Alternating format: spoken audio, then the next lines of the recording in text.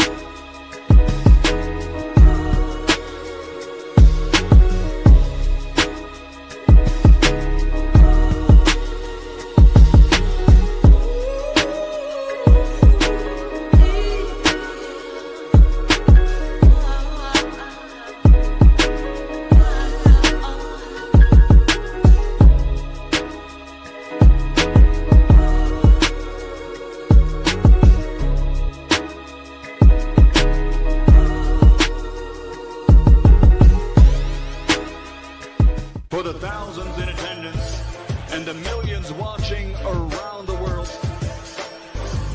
ladies and gentlemen, let's get ready to rumble!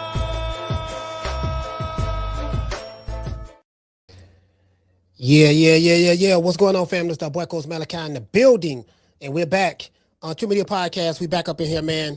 Happy Wednesday. I think today is Wednesday because the garbage came yesterday. So, you know what I mean? I always tell garbage ass niggas, I say, look here, man, you's an old garbage ass nigga, dog. And I'm saying when I get to that point, you know what I mean? When I get to that point, I be like, man,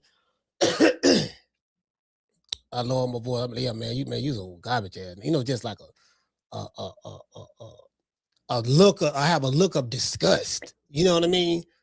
Like, man, you know what, dog? You listen. You so garbage. Garbage. You so garbage, dog. You know the garbage man. The garbage man come on Tuesdays and Fridays. What I want you to do, fam, do me a favor. On Tuesday, between 7 and 8 o'clock in the morning, I want you to stand right here next to this garbage can. Matter of fact, don't even stand next to the can. Just get inside of it. Open the lid. You just sit inside, and just wait. You know, there's a big truck that's gonna come pick you up and take you wherever you need to go. You get what I'm saying? True. Yeah, it's a big truck, dog. I'm trying to tell you. You like trucks? Oh yeah, don't worry about it. I know you like trucks. You know what I mean? You like trucks? Oh yeah, I know. Yeah, I know. You like trucks? Oh yeah, well, don't worry about it. I got a big green truck.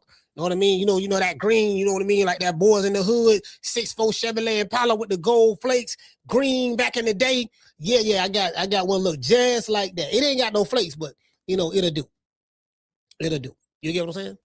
Shout out to Daniel. Shout out to D4L. Shout out to Jamie. Shout out to Mr. Tomato Can. What's going on, fam? Yep. I remember when I saw this news broke last week about this, about the Vergil Ortiz. Well, we had did a show on that anyways, and I hadn't told y'all already. I was like, man, I don't know what the fuck Vergil thinking about. Like, dude, you can't sue to get out of a binding contract that you agreed to sign, all because the next fighter that you're going to fight, you realize the risk element in that fight, and you saying the money that I agreed that you've been paying me all this time that I'm cool with the fight for, we need to rework that because this dude from Philly is the next fight, so we got to rework that. I need as much money as I can. And his manager went online. I remember he posted on Twitter. If you ain't talking about as soon as the boots and it was out. It was out there. Eddie Herbert talking about, yeah, man, we signed our part, man. We ready to go. You know what I mean? We ready to go. We signed our part. Him and Boots probably getting the same thing, $3 million.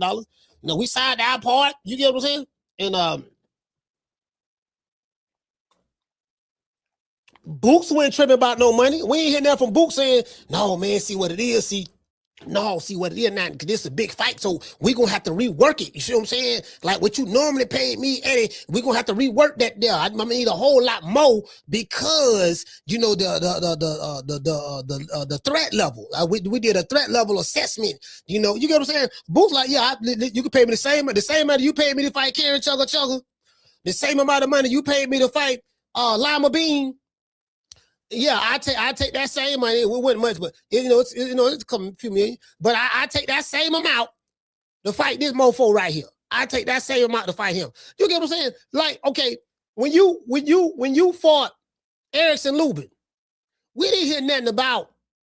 Oh, y'all see what it is now? She, Golden Boy, their contract finna get ready to expire, and they ain't got no network deal, and let's see who Lord have mercy, shake like booty meat. Making Texas look bad. And you're supposed to be from Texas. Texas population has grown a lot over the few years, ever since COVID. A lot of people moving back down south, coming back this way, and and all that stuff there, right? Anyways, you you didn't try to sue Oscar when you fought Mighty Mo Hooker or Frederick Lawson, the dude who had the aneurysm. Cannon Chugga, not Chen. No, you fought Boy Chuck, but that was on the Turk out of sheet card right there. You got dropped twice on that. Boy Chuck got robbed, in my opinion. You get what I'm saying? But it is what it is. You ain't never do none of this for no other fighter. The boy from Philly put boots on the ground. I came up with that campaign there. I say boots on the ground. Literally, his name is Boots, and he was wearing boots. So he had them on the ground. You know what I mean? And it came to your city, Grand Prairie, Texas. I don't even know what the hell that's at. It must be in the Fort Worth area. Came to your city by himself. Meek Mill didn't come with him. Lil Coochie Vert didn't come with him. Gillian Wallow didn't come with him. Dr. Umar Ifa Toombe didn't come with him. The Prince of Pan-Africanism, King Kong consciousness didn't come with him. The man came by himself. It was him and the white man, Eddie Hearn. True. Man came in the city and hold you up. We know that's what we call where I'm from. Man, that man hold you up, man. Hold. When someone hold you up, for those who don't understand our slang in Florida, hold you up mean the dude punked you. He deboed you. When he stepped to you, the BITCH came out of you. That nigga hold you up. It's one of the highest levels of disrespect that can be done to a man.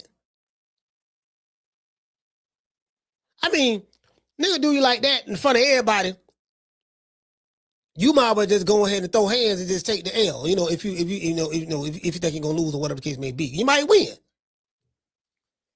Because that is looked upon as being more honorable than letting the dude just hold you up like that in front of everybody. Your daddy was there. Your mama was there. Your baby mama was there. Your churn was there. Churn. Your daddy was there. Your trainer, Robert Garcia, was there. Not there. Oscar De La Coca was there. Eric Gomez was there. And everybody from Grand Prairie, Texas was there. To this day. Man, hold you up in front of everybody.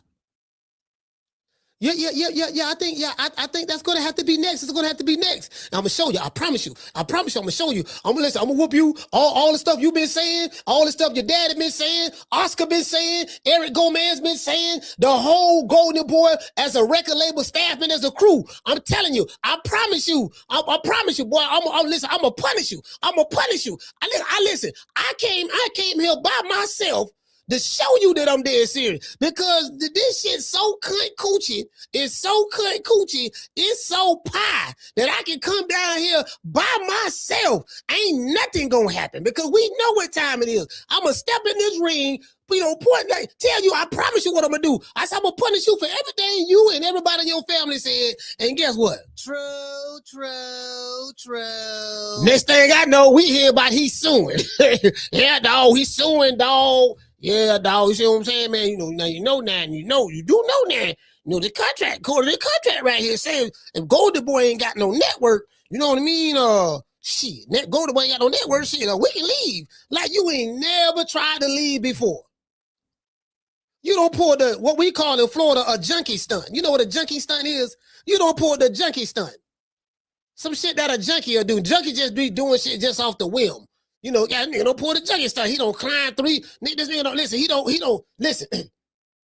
He don't climb up 3 stories on an apartment complex. Here's a bicycle up there, a bike up there. He saw it on the 3rd floor on the patio. It was on the patio. He climbed up there.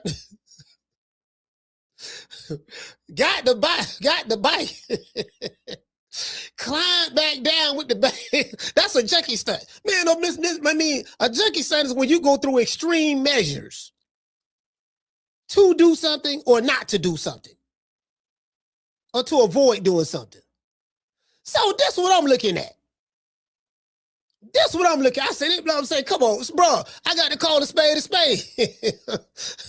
I got to call it like I see it. Again, I ain't team nobody. I'm team TMP. I ain't loyal to none of these mofos. Cause they ain't loyal to me. You dig? True.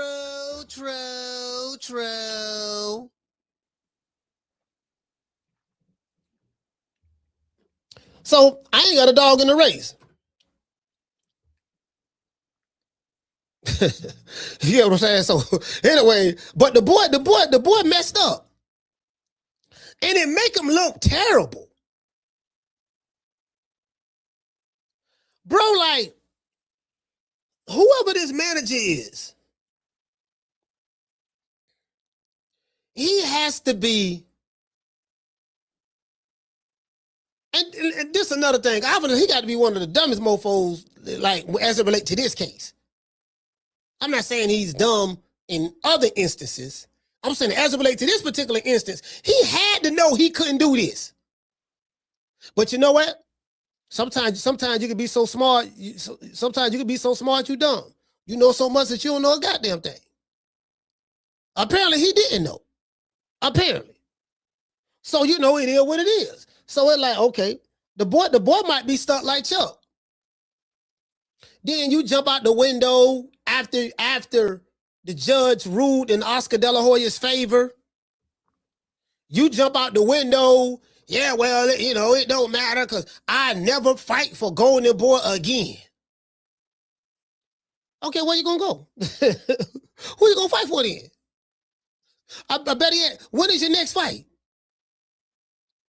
Because, Vergil Ortiz, too, Mexican-American young man, and Oscar De La Hoya, Mexican-American young man, sued each other. I guess they wasn't on code. Anyway, this is my prediction. You're going to fight.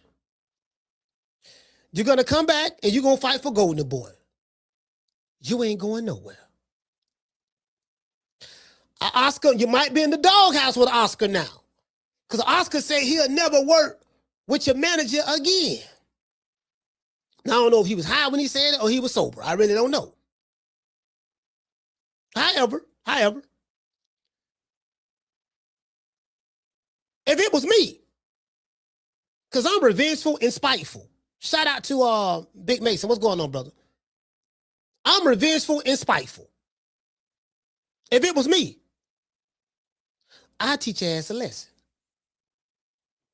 If it was me, that's what I do. I teach you a lesson.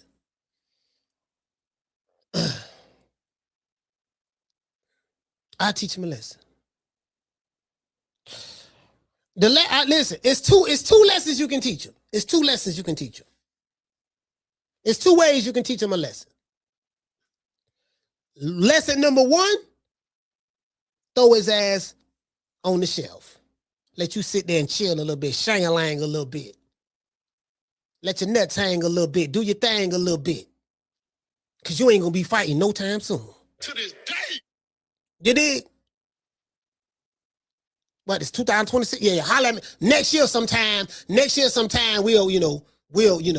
I say we got some dates for you. I say we got some dates next year sometime. That's one way.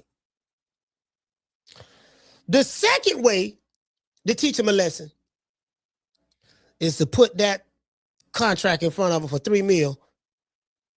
Now, if you want to fight, there's a contract right here with Jerron Boots Ennis's name on it. We can make this fight happen ASAP Rocky. Here are the terms. Same shit you've been getting paid under the new contract you signed with me not too long ago. All you got to do is sign right here. Now I know the reason why. Now I'm Oscar De La Hoya right now. Now I know the reason why you sued me was because you scared of this boy. You listened to Rick Mirigian, whoever he is, pulled the junkie stunt, and the shit backfired. So my punishment gonna be you gonna fight this dude for the same amount of money that you was trying to get 4 times more than what you agreed to make. Yeah. Facts. True.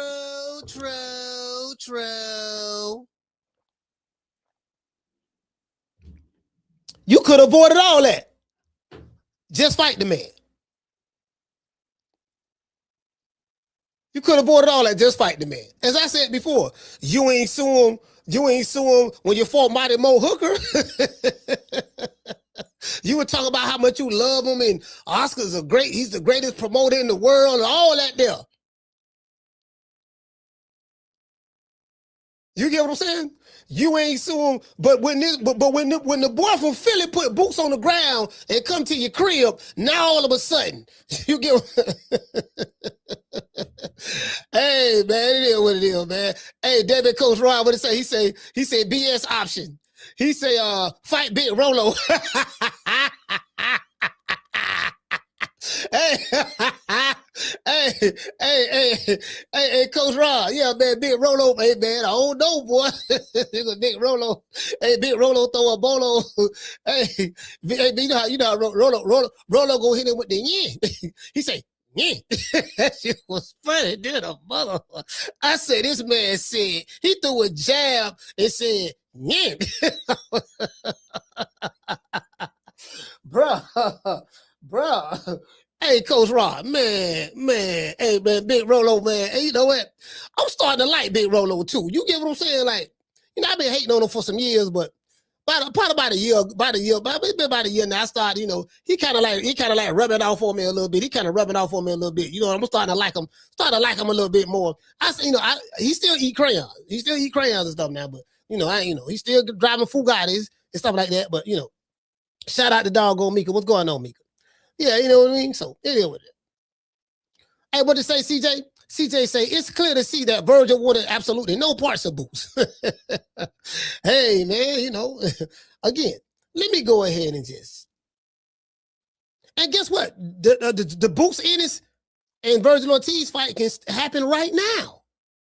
All Vergil got to do is just say, okay, I'll fight. Okay, man, I agree. I'll fight. Let's fight right now. I signed the contract. I'll fight right now. That's the other thing.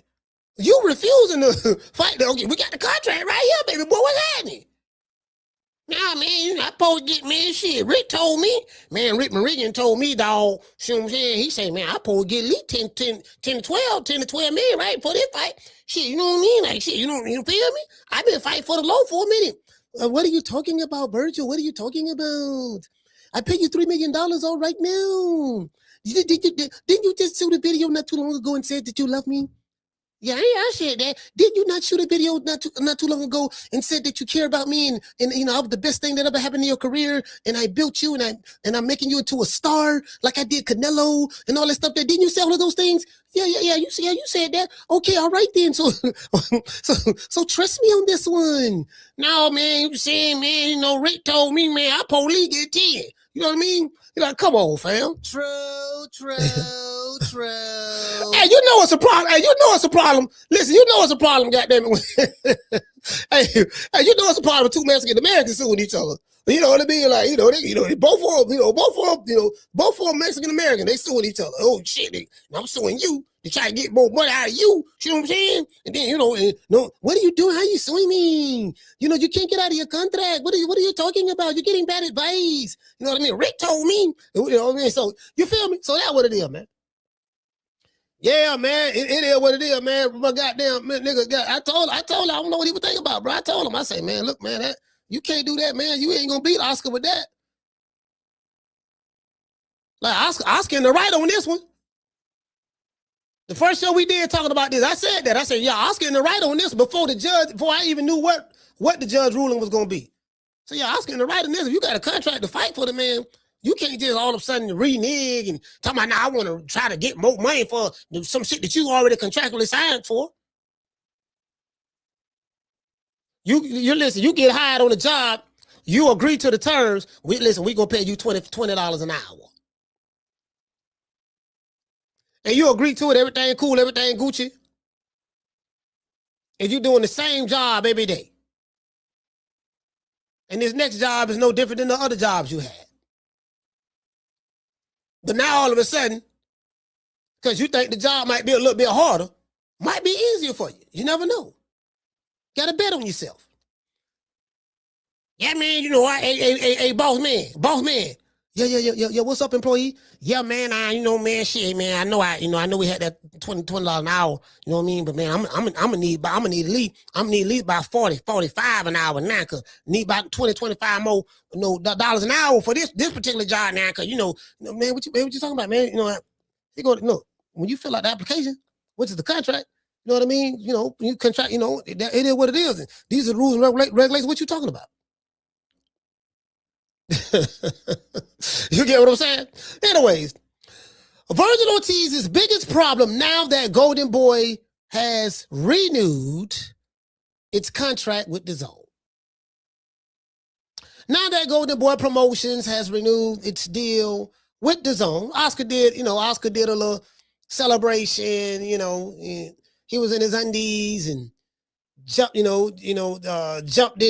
this pool, looking over LA and all that stuff there. You get what I'm saying? Oscar like, nah, motherfuckers ain't gonna catch me slipping no more. I got caught slipping last time with when I let Al come over here and I had Richard Schaefer and all of them over here. I got caught slipping then, around that time. But I learned from that. Yeah, I might be on coke and stuff now, and put the high heels on every now and then, the wig and lipstick and pantyhose fishnets. But guess what? But I learned my lesson from that. So Oscar made sure his contract is tight. Oscar like, nah, nigga, hey, cause he learned from Al. He learned from Al Heyman and Richard Schaefer. He learned from there. After Richard Schaefer, his own president double crossed him.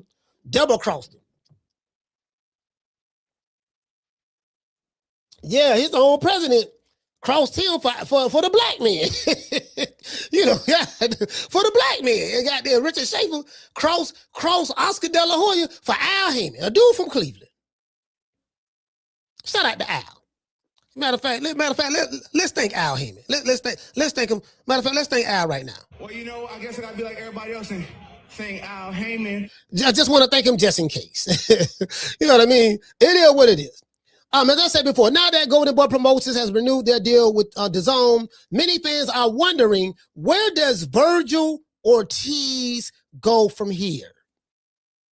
After taking bad advice from his manager, Rick Mirigian, Vergil seems to have put himself in a pickle, a jam, or whatever you want to call it. Vergil said on social media, after after the ruling came in for Oscar De La Hoya's favor, the Golden Boy's favor, he said that he's never fighting for Golden Boy again. After declaring his love for Oscar De La Hoya. Remember he declared his love for him? You know, Vergil Ortiz should pretty much try to buy out his contract. And that's if Oscar will sell it to him. Because in order to buy something, someone has to be willing to sell. And if that individual is not willing to sell, then you can't buy. So, you know, you got to make it make sense for Oscar. Oscar may be like, you know what? I want to let bygones be bygones. If you want to leave, you want out of your contract, okay, no problem. Give me $10 million right now, and you can leave. 10 million. Oscar may say 10, Oscar may say 15. He know he ain't got it, so he gonna have to probably go to Turkey Al-Sheikh, say, Turkey Al-Sheikh, check this out, baby boy. Is there any way you can buy us out of our contract, and then we will be beholden to you for however long, however many years you want us to fight for you. We just want to, you get what I'm saying? If he, you know, but that'd be dangerous too, because Turkey Al-Sheikh, you ain't gonna get no ducks. Yeah, you ain't getting no ducks with Turkey Al-Sheikh. Turkey Al-Sheikh, you gonna fight. You fight and kill after killer. Oh, you gonna be in a 50-50 fight now. You gonna be in a 50-50 fight. You get what I'm saying? Yeah, for real though. Yeah, with Turkey, you ain't gonna be able to cherry pick over there with Turkey now. Nah, you ain't finna be doing no cherry picking now. What we gonna do now, baby boy? I'm gonna pay you. I'm gonna pay you a little scratch. I'm gonna pay you a little skrill. I'm gonna give you a little something. You know what I mean? But you ain't gonna be able to be picking and choosing now. It ain't gonna be that. You gonna fight who we tell you to fight when we tell you to fight them. That's what's gonna happen. That's what's gonna happen. See that's the flip side. That's the flip side right there. Cause you be like, man, shit, I want to go over there, man, but shit, this motherfucker, man, shit, he want a nigga to fight King Kong, Godzilla, Mothra, Gamera, nigga gotta fight Piccolo, Golden Piccolo. On top of that, Golden Piccolo, doggone nigga gotta fight Ultra Instinct, Goku, Ultra Ego, Vegeta, shit, Trunks. Doggone Gotenks, nigga gotta fight doggone He-Man, like you get what I'm saying? And that's the problem. That's the problem. Hey, you know what I mean? Nigga want motherfucker. Hey, he want to fight a bomb. He want to fight a bomb at the local liquor store. This bomb is taking the easy matches. Fight another bomb. And then want to get paid. And then want to get paid $20 million to fight him. Yeah, dog, you know what I'm saying? That's what I need you to do. See, Al Heyman introduced that, though. Al Heyman is the one that introduced that in this era. Because what he did with the PBC fighters, like once all of those contracts expired around the same time, coincidentally, and they, from Golden Boy, and then all these guys was free agents, and Al managed all of them. He had them under his wing, under his umbrella. Al was like, okay, I'm going to keep all the fights in-house. So we just going to round robin with each other. I'm going to overpay you to fight Whole Head Cheese. Whole Head Cheese is signed to the PBC. You signed to the PBC. So it's all gravy, baby boy. So I was getting these dudes inflated prices. Same shit Turkey Al-Sheikh doing now. Turkey Al-Sheikh doing the same thing. But he giving more. He doubling and tripling what I was paying. Doubling and tripling. You know what I mean? So, you get what I'm saying? It's like, man, look, man, I'm trying to tell you, baby boy, now, we got, hey, what'd you say? Hold on, what'd you say, Jazz Funk? He said Turkey don't like Tom and Jerry fights. Hey, man, look here, man, listen, the paymaster, you're going to have to do what you're going to have to do with the person who paying say do. That's just the reality of the situation. I remember we were talking about this shit, right? Over here, and dudes was clowning certain fight. Yeah, you know what I mean? They got the twerk for the Turk, and they got to do this.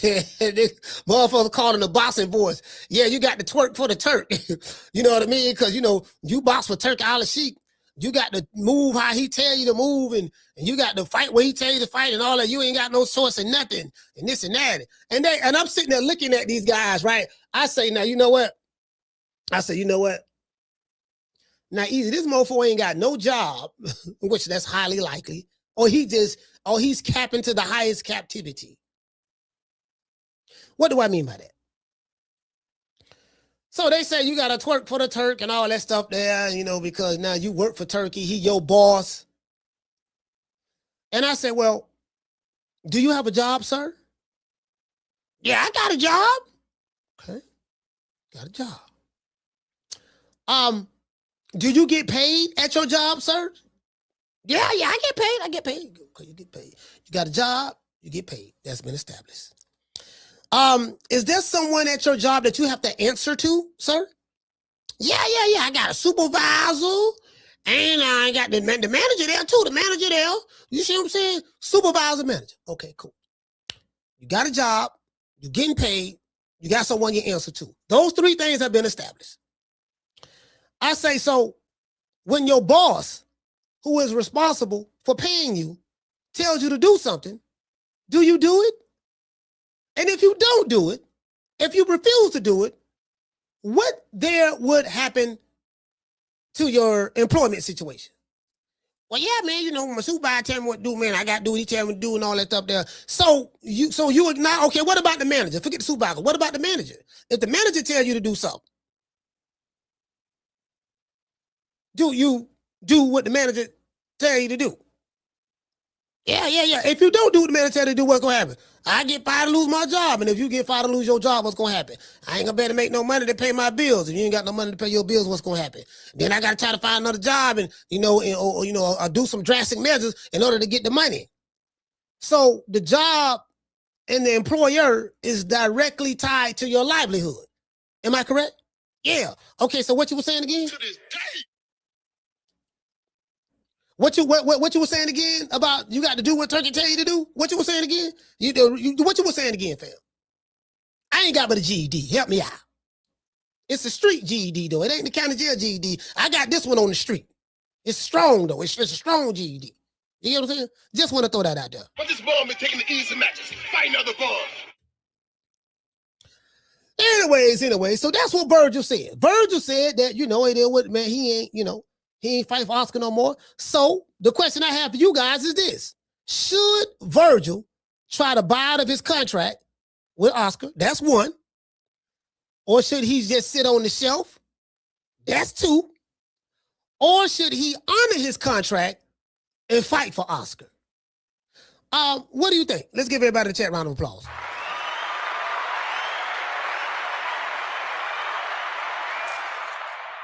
Yeah, man, it's kind of like, we got to call the way we say, like, what is his options? What is his options?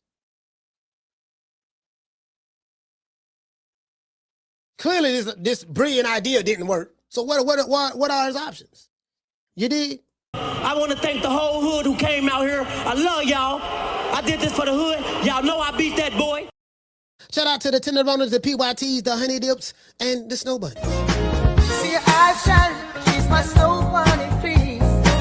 In the winter lights, so she's my sweet dust of cream. Talk to my nose, this lover's got is so raw.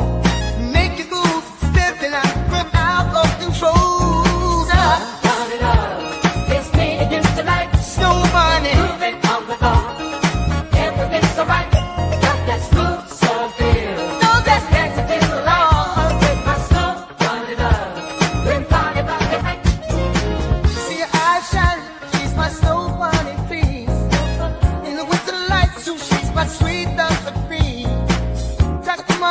this lover's got it so raw.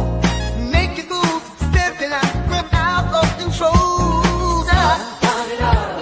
It's me against the light. Snow bunny. Moving on the bar. Everything's alright. Got that smooth soul feel. No, that's connected to the law. With my snow, turn it up. Been party about the night. Yeah, man, you know it is what it is. Shannon Sharp, Shannon Sharp can relate. Shannon Sharp, he can relate. You get what I'm saying? It is what it is. He can relate. Shannon Sharp can relate. Yeah, man. I'm trying to tell you, man. Club Shay Shay. You dig? Yeah, man. Shout out to Wookie Wook. What's going on? Miss Steph in the building. Shout out to Just Living Life. Just Living Life. Just Living Life. Shout out to Aquila is in his BI. You see, Dr. Mario, my main man, Schoolo. Shout out to the one, Mr. Ham. You see what I'm saying? Shout out to Daniel. Who else we got, fam? And shout out to Pound for Pound. Salute G5 from the Bronx. Yeah, man. Green Eyes P. You know what I mean? I'm Pope him. Chris P. Y'all don't know who Chris P is. Yeah, Chris P. Hey,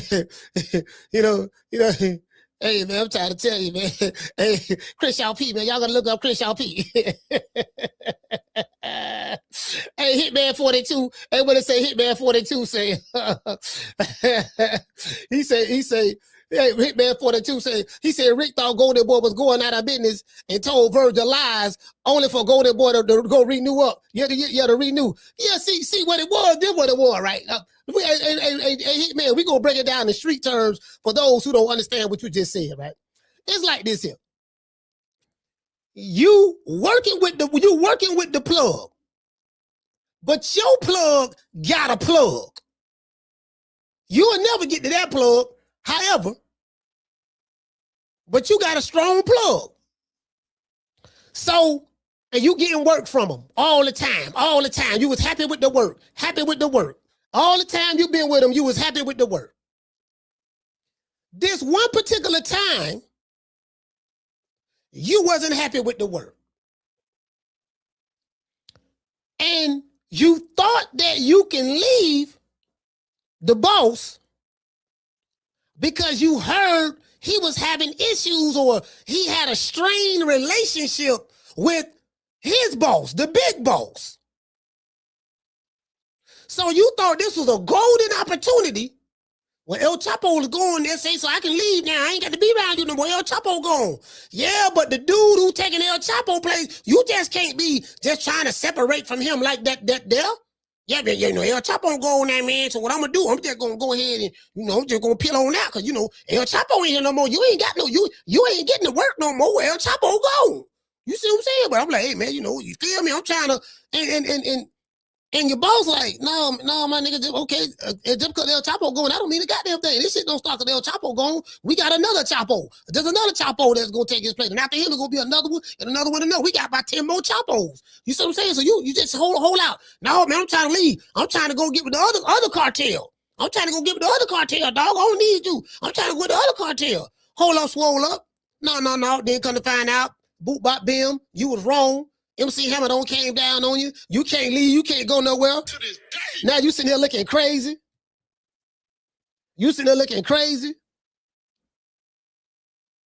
Man, you might as well just go. He might as well just go ahead and just fight. Man, just go ahead and fight the man. Get the shit over with. Just go ahead and fight the man. Just go ahead. At this point, just go ahead and fight the man. God damn, bro. You feel me? Oh, I just want to get this shit over with. Today's show is sponsored by Foster's Barbershop. If you're in the city of Tampa, download the app Booksy. That's BOOKSY. Foster's Barbershop is located at 1923 West Main Street, West Tampa, Florida, 33607. Let them know that Coach Malachi sent you, and you will receive a 10% discount. Let's give our sponsor, Foster, a round of applause. Yeah. Let's go ahead and fight the man. God damn. Just fight the nigga, get it over. You might knock him out. Shit. I mean, that's a 50-50 fight. If you ask me, you might knock him out. Shit, but you got to believe in yourself, fam. Shit, goddamn, man. All this shit, ain't a nigga come to your house, come to your crib. And then just shortly after that, you filed a law. Man, it's just too many coincidences. It's just too coincidental, dog. Now that I'm sitting there thinking about this, I got my arms crossed. I'm like, you know what, man? Now I'm sitting there thinking about it, right? I say, fam, the man pulled up.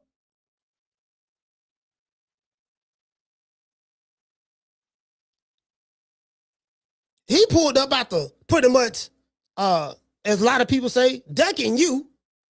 And duck you at 147, according to y'all, right? According to what Took Out a Sheik had offered, and his boot said he don't want him to fight Vergil, and well, I want to stay here. I want to stay right here, and whatever. Become undisputed. He became unified, and he moved up anyway, right? Whatever. And they say Turkey don't fuck with him. Don't want to fuck with him. I don't know why. I don't know. I don't give a damn. Anyways, billionaire, that's a billionaire, right?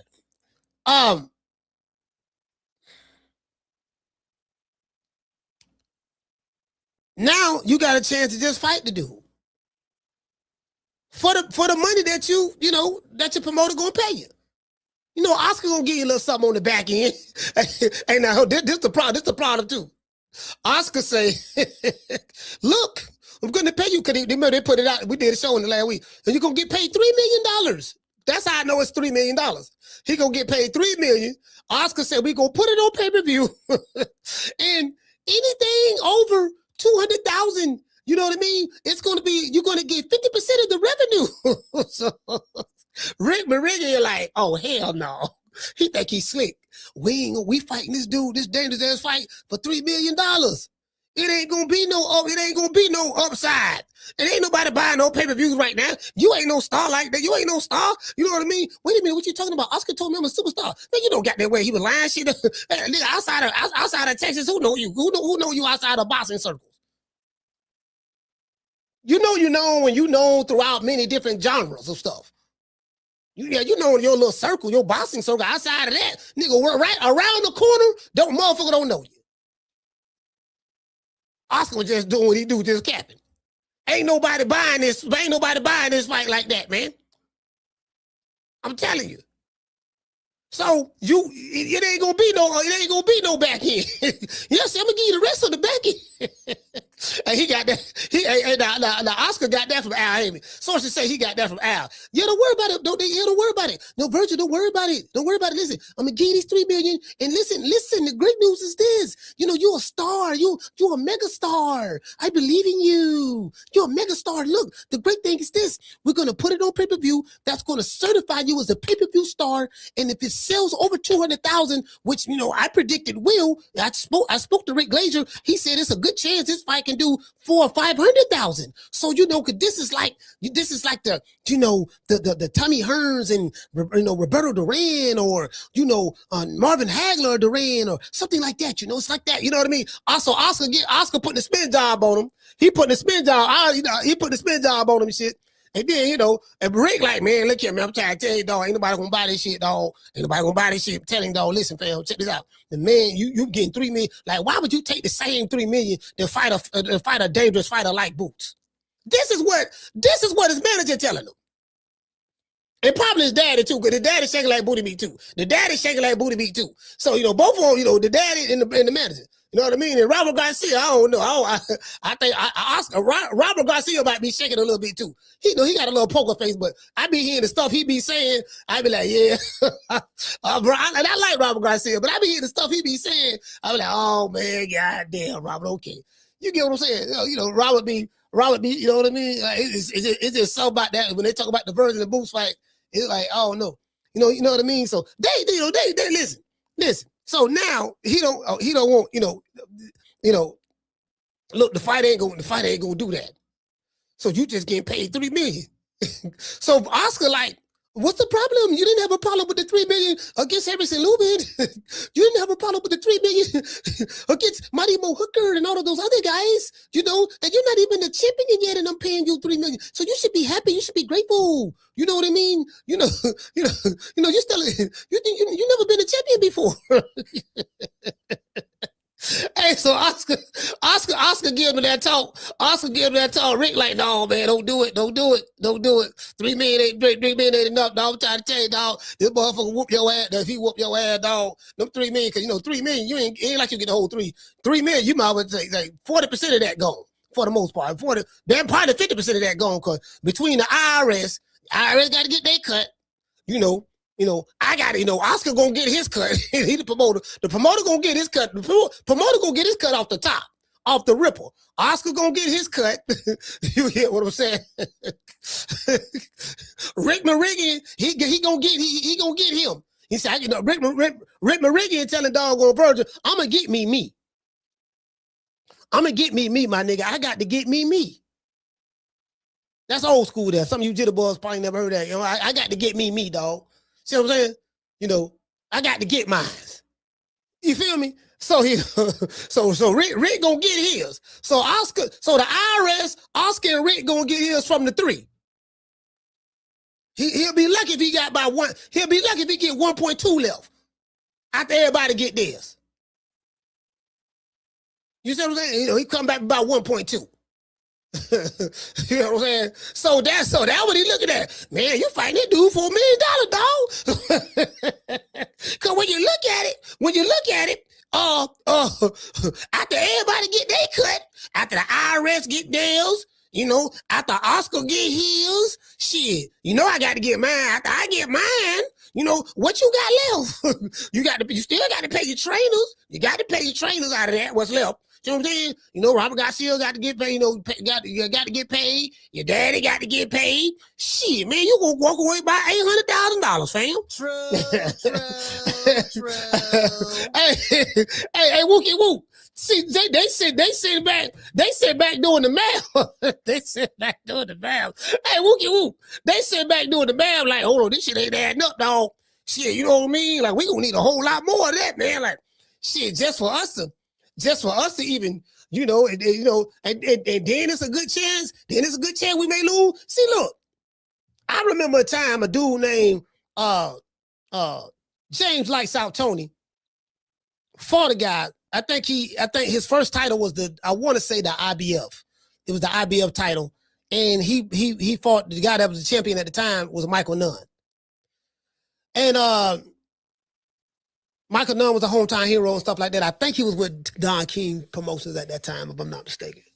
Michael Nunn was a bad boy. And but James Tony was a hungry lion. You know, he started boxing and I think he turned pro in 88, if I'm not mistaken. And they A-side him. They A-side him to death. It was this A-side. They A-side him to the death. The death. Yeah, man. Yeah, baby boy, check this out. If you want this fight, Don King, I want to say it was Don. I'm not sure. I could be wrong about that, but he got paid. He accepted $66,000 for that fight. This is 1991. Now you can do the inflation with the inflation calculator, and you'll see what $61,000 is the equivalent of today, right? But Michael Nunn got like $500,000. He got like $500,000 for the fight. James Tony. And he fought in his backyard. James Tony say, now, not only will I take short money, not only will I go to his hometown, I'm gonna bet on myself, and I know it's set up for me to lose, but I'm gonna bet on myself and go fight this mofo anyways. I'll take the money. True. See, that's what's missing in today's boxing. Dudes ain't betting on themselves. They listen. They want an easy route. They want an easy route their way up to the top. I want to take the easy route, dog. But this bum is taking the easy matches, fighting other bums. They just want to take the easy route. That's it. You get what I'm saying? Now, I am the #1 contender. I'm tired of James the Poodle, Grim Reaper, whatever you want to call himself, ducking me. All right, I'm tired of man driving around town in 8 Rolls Royces. He ain't fought nobody. I'm still in a Broham. Yeah, man, nigga in the Broham, the dude in the Broham can throw some hands. The dude in the Broham can throw some hands. Don't nobody want to fight the dude in the Broham. Nobody. Unless you got to be a hell of a nigga to fight the dude in the Broham. The dude in the Broham can fight. And he's hungry. And bro, listen, you're gonna have a rough night on your hands. The dude in the Broham, bro, he gonna give you so many problems. Gloria Day and the Set Trips. These niggas don't play. These niggas don't play. We don't play. You ain't heard. They be tripping. We be tripping. So they swerving on. We swerve on. No faking and no snitching. And repping hard for the set. Oh, mamas, it ain't no lie. Because niggas gonna bust. Niggas gonna bust. Yeah, we pulling up. Yeah, we pulling up. Like for real though. You dig? Yeah, man. Hey, what you say?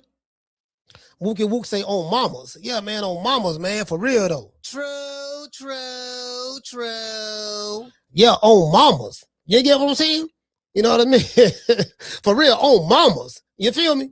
I'm like, bro, I don't know what this dude, like, for real. Like, what is he gonna do? I mean,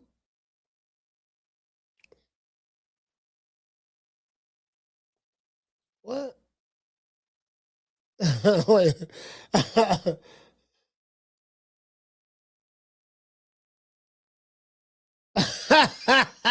No. No, what happened? Hold on. Wait a minute. Wait a minute. Hold on. Wait. Wait a minute. I just saw something on X. Hold on. I gotta show y'all this here. I got distracted. Y'all, yeah, I got distracted. Y'all know I got that. Hold on, I just saw something on X. The application formerly known as Twitter. I just saw something on that. So right here, let me blow this up. Let me see.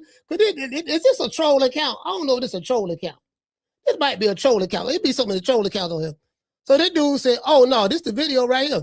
This guy say Floyd Schofield, Mama Hofield's son, says that he's losing his desire to win a world title after hearing the WBA is reinstating Gervonta Davis as the champ.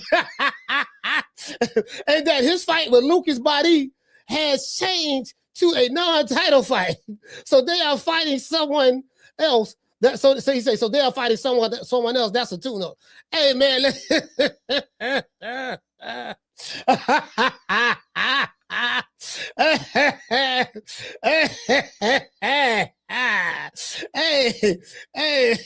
Hey, you get what I'm saying? This is around this. I don't know how true this is. But if they did that, dog, if the WBA did that, man, Tate, man, Lord, we so happy you back, dog. Man, Tate, listen, check this out, dog. We so happy you back. Man, the lightweight division is trash. Everybody gone. You ain't fought none of them, but everybody gone. Ryan Garcia gone. You fought him. You fought Rolly, and you fought Pitbull. Hey, check this out. All jokes aside, y'all check this out. I gotta get Tate some credit on this now. I gotta get Tate some credit. At the time when these fights happened, a lot of people, including myself, I was the main one, was like, man, this man ain't fighting nobody. He fighting tomato cans, no names. Don't nobody know who he is. You know what I mean? All that stuff there, yada, yada, yada, yada, right? He fought Ryan Garcia. Okay, he fought Ryan Garcia.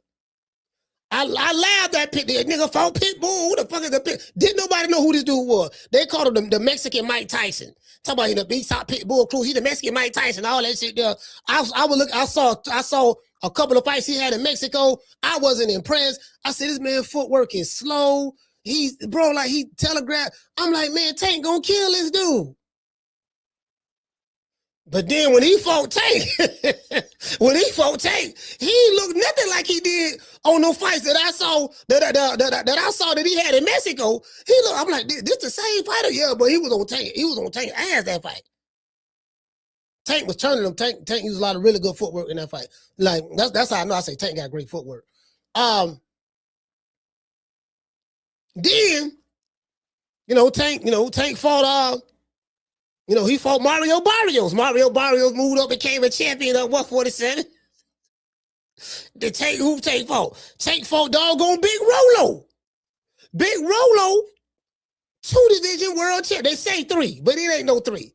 Listen, it ain't no 3. Goddamn, the interim belt don't count as a champ. Yeah, they say 3-division world champion, Big Rolo. So when you look at these fights, Esau Cruz, what is 1 division? What is he 2-time champion? I think Esau Cruz 2-time champion, right? I think he's a 2-time 140-pound champion. I'm not sure. Wait a minute. He beat Rolo for his belt. Then he lost the belt to El Rayo. Did Pitbull get another belt? Did he get another belt? I don't know. I'm not sure. But anyways, so that dude say, his name Twin. I wish a nigga Twin. Hey, look here, Twin. He say that's disgusting by the WBA. They just give more and more ammo to Zuffa. At least mandate him. Hey, but now you get what I'm saying? Check this out. This is what I'm saying. the sanctioning bodies are delegitimizing themselves. So when people say belts don't matter, they don't matter today. Look at how the sanctioning bodies are moving. I.e. the WBC. They don't even honor their own rules. If the WBA did this, well, you know what? Wait a minute.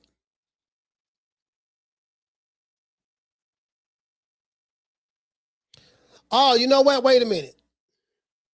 This what I think happened. Okay. No one was elevated to championship status. The belt was vacant. They stripped Tank of the belt and made him a champion in recess till he got his legal issues situated. Apparently, they feel comfortable enough to, now they hear that Tank is coming back to fight. And the belt wasn't, they didn't elevate nobody. They didn't say, okay, the intern title guy, we're gonna elevate you. Or you know what I mean? I don't think they got the gold belt anymore because they had the WBA regular, then they had the WBA Reggie belt. They had the Reggie. Tank had a couple of them. They had the Reggie belt, then they had the real the super belt or whatever. But so I guess by the belt being vacant and then Tank coming back, because you know when you're a champion in recess, you are the one who's going to get a first crack at the title if you decide to come back and fight. That's according to how their rules supposed to be. You see what I'm saying? So you know. You see what I'm saying? So I don't know. That's how it's supposed to be. And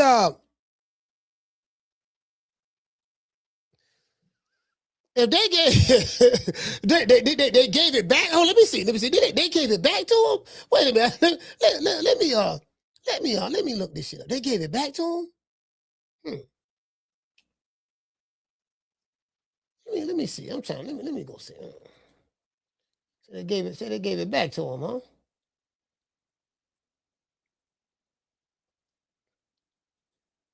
Yeah, man. I'm put this right here so I have it. Hold on. Oh, let me ask Jim. Let me go to Gemini. No, hold on.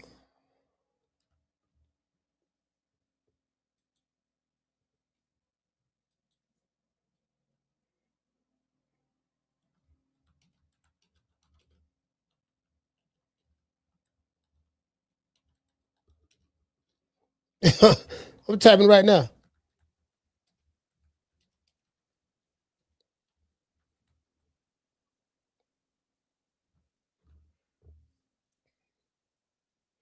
What?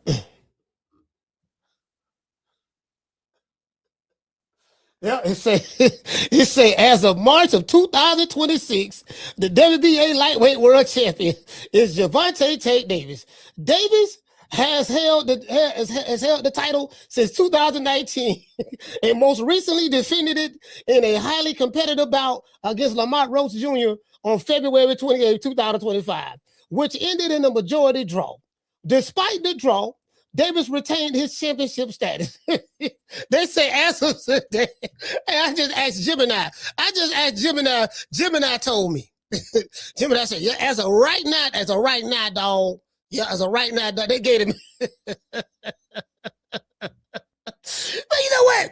I can't get mad at the WBA for doing that. I would have did the same thing. You know, see, look what's there at 135 right now. You got a whole bunch of drop shots there. Outside of Abdullah Mason, who's the WBO champ, outside of Abdullah Mason, you got a bunch of drop shots right there. I think everybody done moved up, everybody gone. All the smoke left.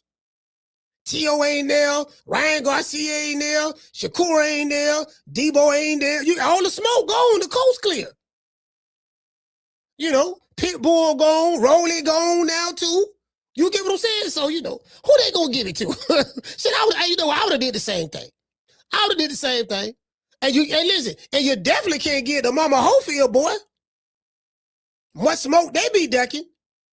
And then they over there on on the Golden Boy Witness Protection Program. Just imagine them. You think they behind the Witness Protection Program now. Just imagine them with a belt over there at Golden Boy. True. Bro, hey, Akila, just imagine Mama Holyfield and her son. If you think they ducking smoke now, faking they death, Doug Ashton, what the dude name, what the dude name, H2O or whatever, the one that he used to be beside the Jake Paul, dunked him first, pulled out of that. Then you dunked what it was, JoJo Diaz, what it was, JoJo Diaz, was that fight? How about you got hurt or some shit? Just always ducking shit. Now sources say that boy be cycling off. That was sources say. So now sources say now be cycling off. Yeah, I might do some research on that, but I've been getting some good calls from some reliable mofos down there in San Antonio at that gym. But that's neither here nor there. Yeah, then the Shakur fight, you went all the way to Saudi Arabia and duck. Fake your deal. Yeah, wait a minute. We wanted to fight. We wanted to fight. Mike's son he was in the bed. He said, Dad, I'll fight him. I'll fight him. I don't care. Just I'm a fighter. This is what I do. Just roll me to the ring in my bed, and I'll fight him. I'll fight him sitting on this hospital bed. I'll fight him. And that Mike's son wanted to fight, but the British Board of Commission said no, they the one stopped us. I'm like, man. True. Hey, this motherfucker. Hey, Schoolo, come on, fam. Yep. Come on, fam. Schoolo, the man, the man. You dig? Hey, the man, come on. Yeah, I would have did the same thing. I'm telling you right now. Listen, life ain't fair. Life ain't fair. It ain't supposed to be fair. That's just how it is. Life ain't fair. I would have did the same thing. Who I'm going to give it to? Who at 135 I'm going to get a belt to? Outside of Abdullah Mason. Who I'm going to give it to?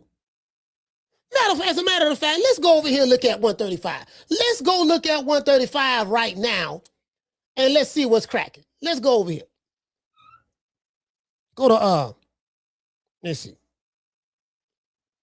I'm going to go to Box Reg first. And then we're going to go over to, he got the WBA belt. So we're going to see who in the WBA.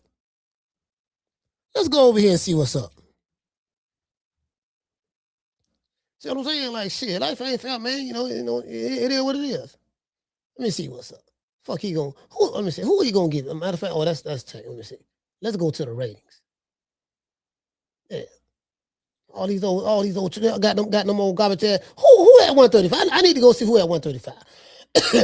Who at 135? I know Abdullah Mason, but okay. Let's see who at 135. You better not be complaining. Oh, they got Raymond there. Okay, Raymond there. Oh, okay. I forgot all about Raymond now. Oh, okay.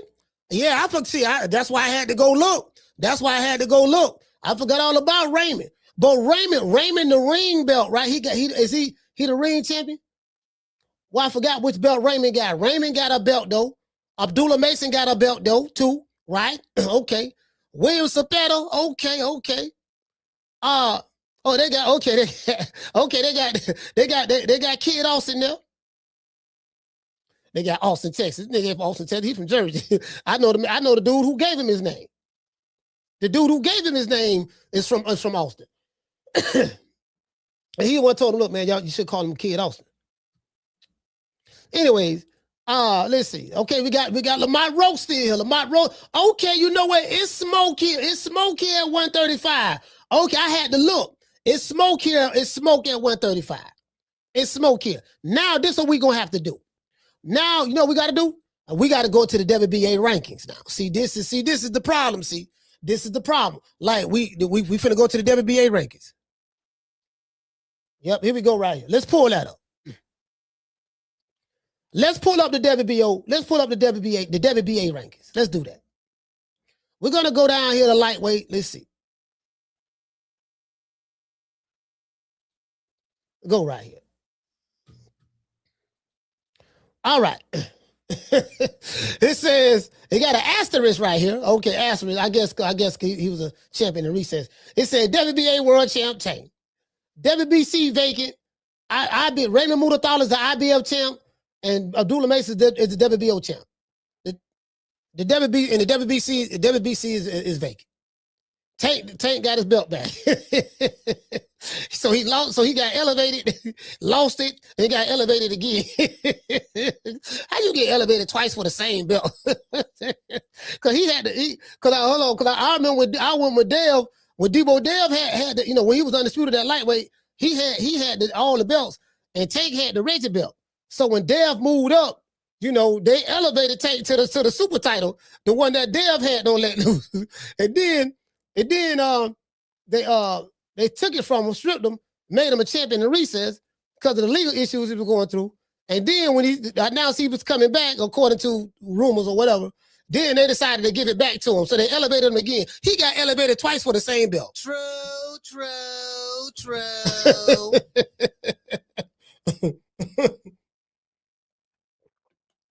Damn.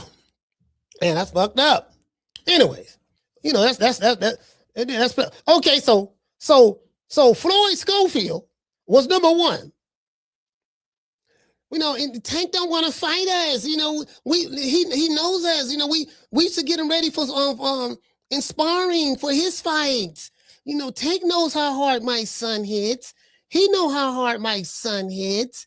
He know kick and punch. Who's going to stand up under that power? Tank is not going to fight us. So, Mama Holyfield projecting.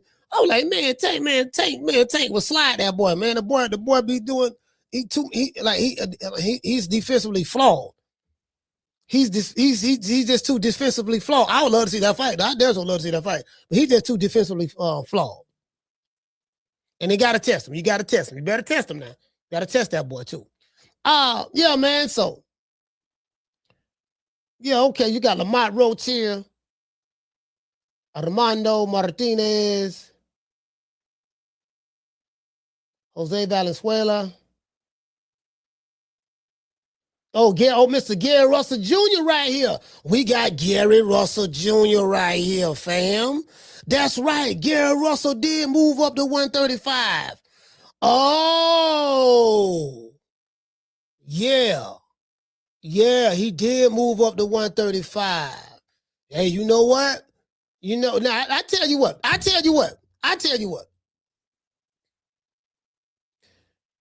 Mama Holyfield keep talking about they want to fight Tank. Well, they number one in the WBA, so they have earned the right to fight him. They earned the right to fight him. But you know what? If you want to test these boys, if you want to say, because I know how Tank Davis fans is, if you want to test these boys and say, okay, look, let's see what you're really working with. Let's see what you're working with. Fight Gary first. Fight Gary first. And, if you fight Gary, if you fight Gary first, right? You fight Gary first. And then if you can get by him, then we'll give you a shot. Hey, check this out. If I'm Coach Kenny, shout out to Coach Kenny. I like Coach Kenny, man. Coach Kenny, nice guy. If I'm Coach Kenny or Coach Calvin, I say, look, I know you number one right now. I know you number one. But you ain't ready, though, son. You ain't ready. What are you talking about? We know my son knows the 5 styles of boxing, and he ain't mastered none of them. True. Jack of all trades, master of nothing. So, yeah, I have to, yeah, you know what I mean? If I'm Tank, I throw, that's what I do. I'm tired of niggas talking all this shit. I'm finna see where his nuts at for real. Look here, man. All right, you want to holler at me? You want to fight me? I tell you what, fight Gary. Fight him later on this year. Before the year end, fight Gary. You see what I'm saying? And whoever win, I'll fight the win out of that. You get what I'm saying? Yeah. Man, look here, man. Gary Russell, man, Gary Russell got great footwork, bro. That footwork alone gonna get that boy problems. Now I know what y'all gonna say, wait a minute, the kid got great footwork too. Yeah, but he just be moving around just to be moving around. He don't know what he be doing. He just be moving just to move. I want to show off my athleticism. You got to move with a purpose. I can switch. Look, I can switch. You get what I'm saying? I'm like, I can switch. I'm like, yeah, all right, okay. Oh, that shit sound good. That shit sound good. You know, you switch it when you folk goddamn what the dude is. Talise, was it Talise? The dude from little dude from Mexico, Talise. Yeah, you were switching with him. And you saw what he did to you. He dropped you and everything. True. The man got robbed. The man got robbed. Yeah, you got good footwork against them drop shots. Then he caught Tevin Farmer slipping. God. But they ain't gonna let that go. They ain't gonna let that go. Listen, we beat a 2-time champion. And look what Kid did to him. Kid stopped him in like 3 seconds. You know, he got the power is real. The power is real.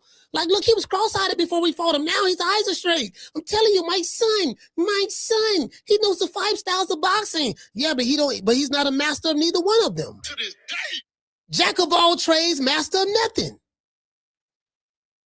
You know all this stuff, but you ain't mastered none of it. I mean, the man talking like he can.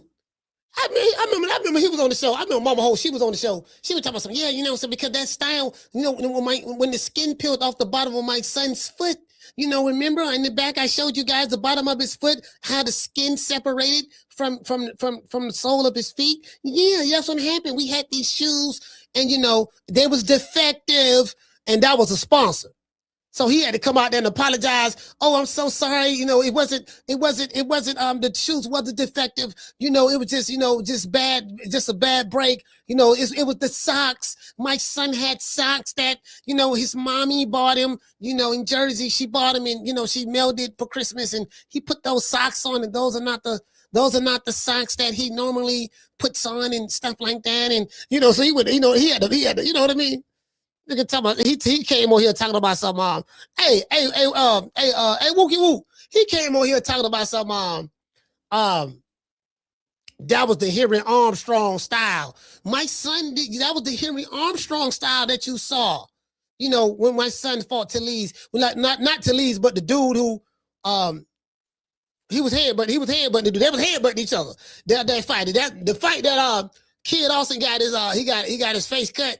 He got his face cut. He doing all that jumping around like a damn jumping bean and, you know, swinging hard. And he ended up, you know, I think he ended up stopped. Did he stop, buddy? It was a black dude. Yeah, he came in there reckless. I said, man, the man coming in there leaning head first. No, he did. He wasn't leaning head first. That's not true. You didn't see that. Cause Mama Ho, hey, Mason, you know, Mama Ho she has a, Mama Ho have a, she's out of touch with reality. Do you get what I'm saying? Like, she have a problem with the truth. Like, she can physically see it with her eyes, but she interprets the information different from anyone else.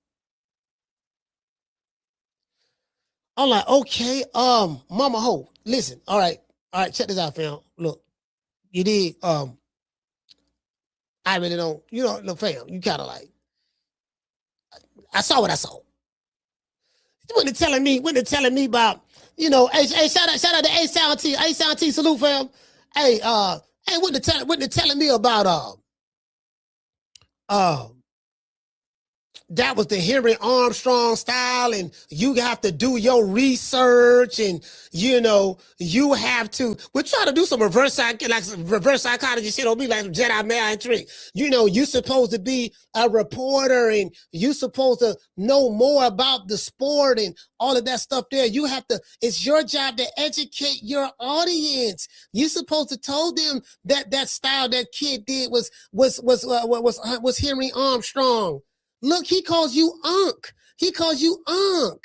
You know, you're his nephew. You're supposed to defend him. That's what he was saying, bro. On this show, bro, like, fam. I'm looking at this nigga like, nigga talking about Unc and nephew, and then Kid talking about something. Yeah, I ain't gonna lie, Unc, man. You know, you kind of like disappointed me. You know, when you said that, you know, Unc. I said what? I said you were lunging in.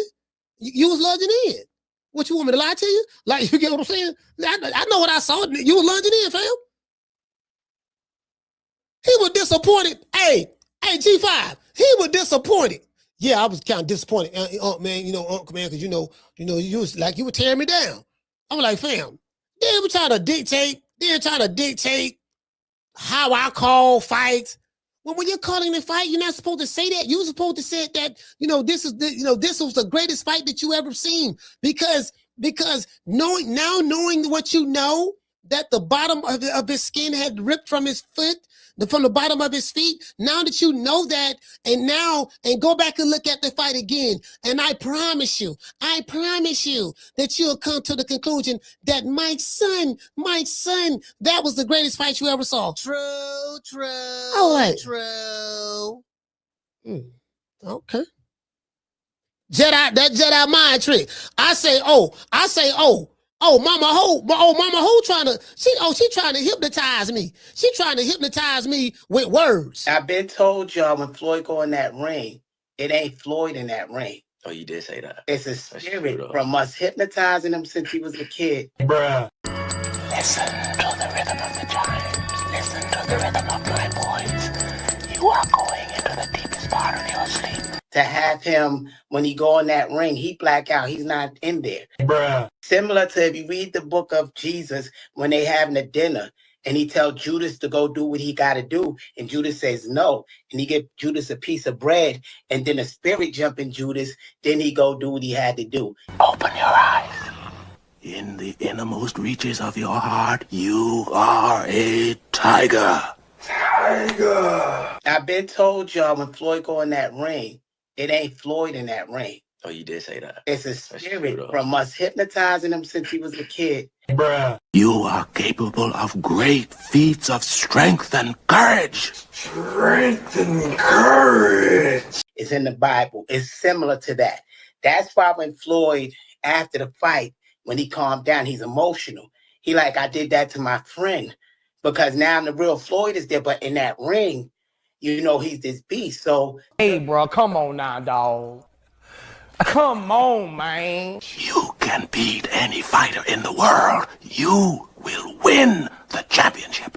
Back to the punch, I think Floyd would have damn near killed that man. Yeah, it wasn't Floyd in there. Bruh. Out of sight. You will win over 40th Street Black. Win. Win. Invincible. Win. Mean. Win. Downright nasty with strength.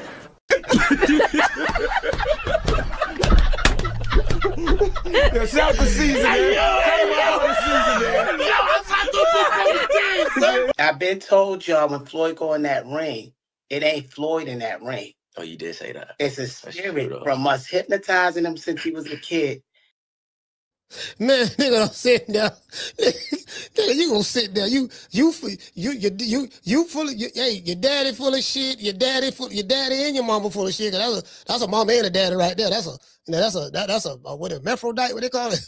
That's a mama and a daddy all rolled into one. And you ain't shit because you sitting there condoning that bullshit. Nigga, you finna be 25 this year.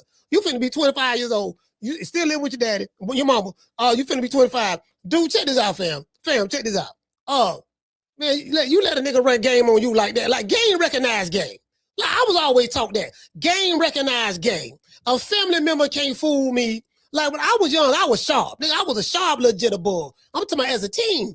And then in my 20s, early 20s, I was sharper than that. So, so, like, come on, fam. Oh, you did say that. Hey, and then the way the nigga worked his neck. Oh, you did say that.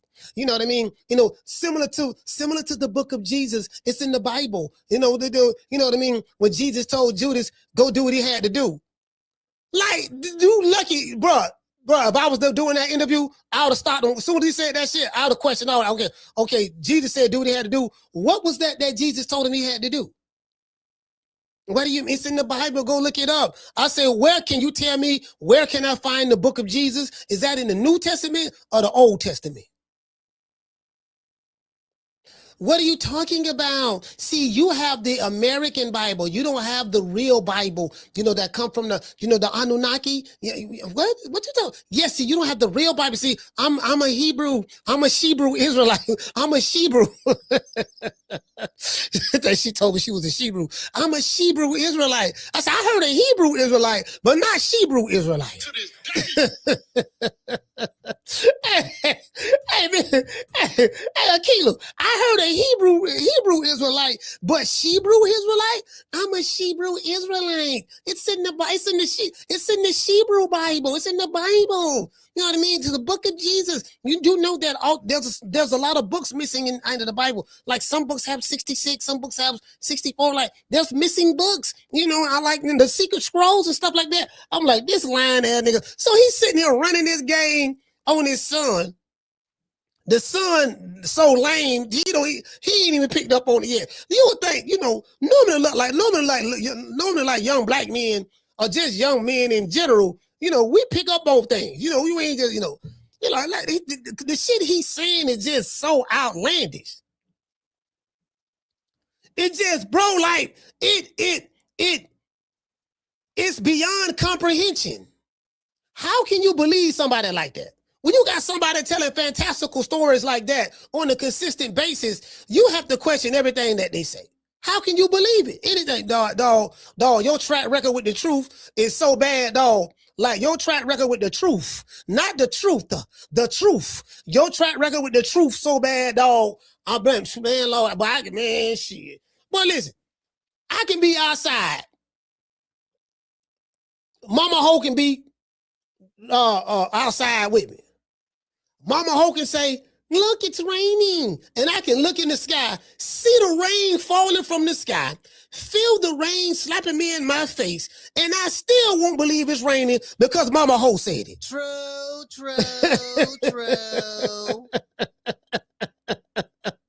Still won't believe it's raining. I'm getting wet like a mud, dog. It's raining outside, dog. Now it wasn't raining, dog. It is raining. Look, man, you wet. Man, everything wet. You soaking wet. I went, it wasn't raining, dog. Mama Ho said it was raining. You don't can't believe now. Mama Ho say. I'm like, man, come on. Man, this shit, man. Hey, I can do this in my sleep. Well, if it ain't Shuffle Along Mac and his old-time dog. Biggie Smalls.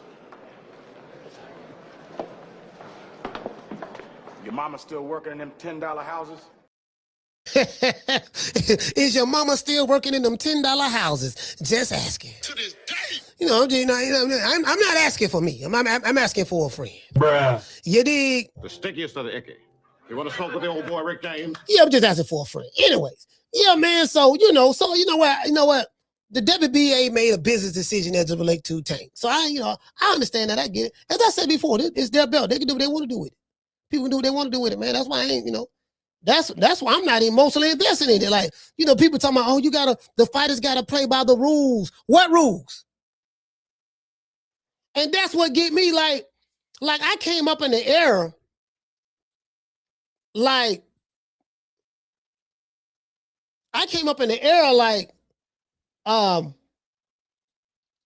you wasn't fans of promotional companies. In this era, you have, that's how I know it's these new booties. The fan base, the boxing fans that was around with me, we're gone. It's a whole new wave here now. And they come from they come from the influencer boxer world. Influencer boxing. And you can tell this is why tabloid shit get the most attention.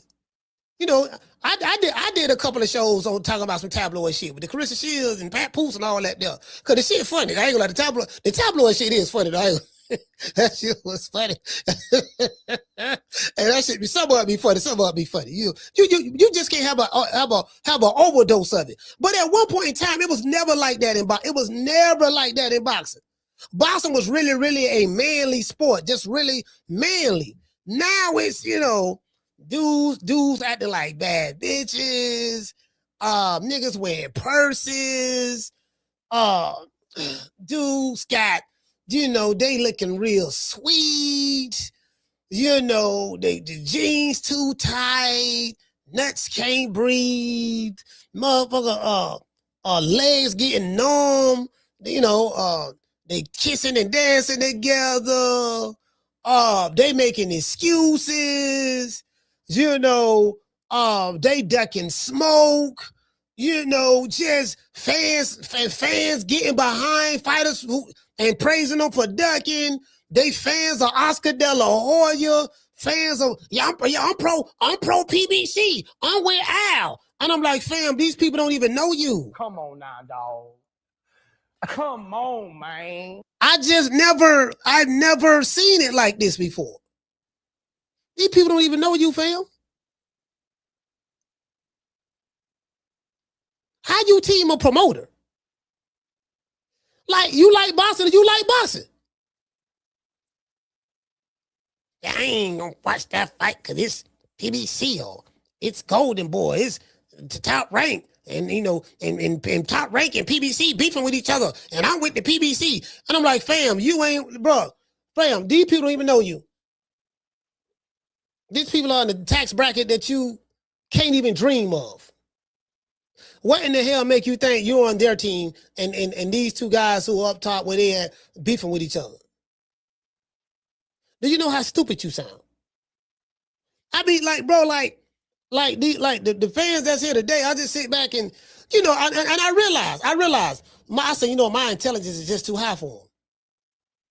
Even with a GED, my intelligence is just too high for them. Too smart, too witty, too slick, comeback game too strong, got a slick mouth, king shit talker. Boy, you get what I'm saying? I'm damn near undefeated. I lost a couple, but boy, ain't but a couple. You know what I mean? I'm like 98-2. I'm like 98-2. You see what I'm saying?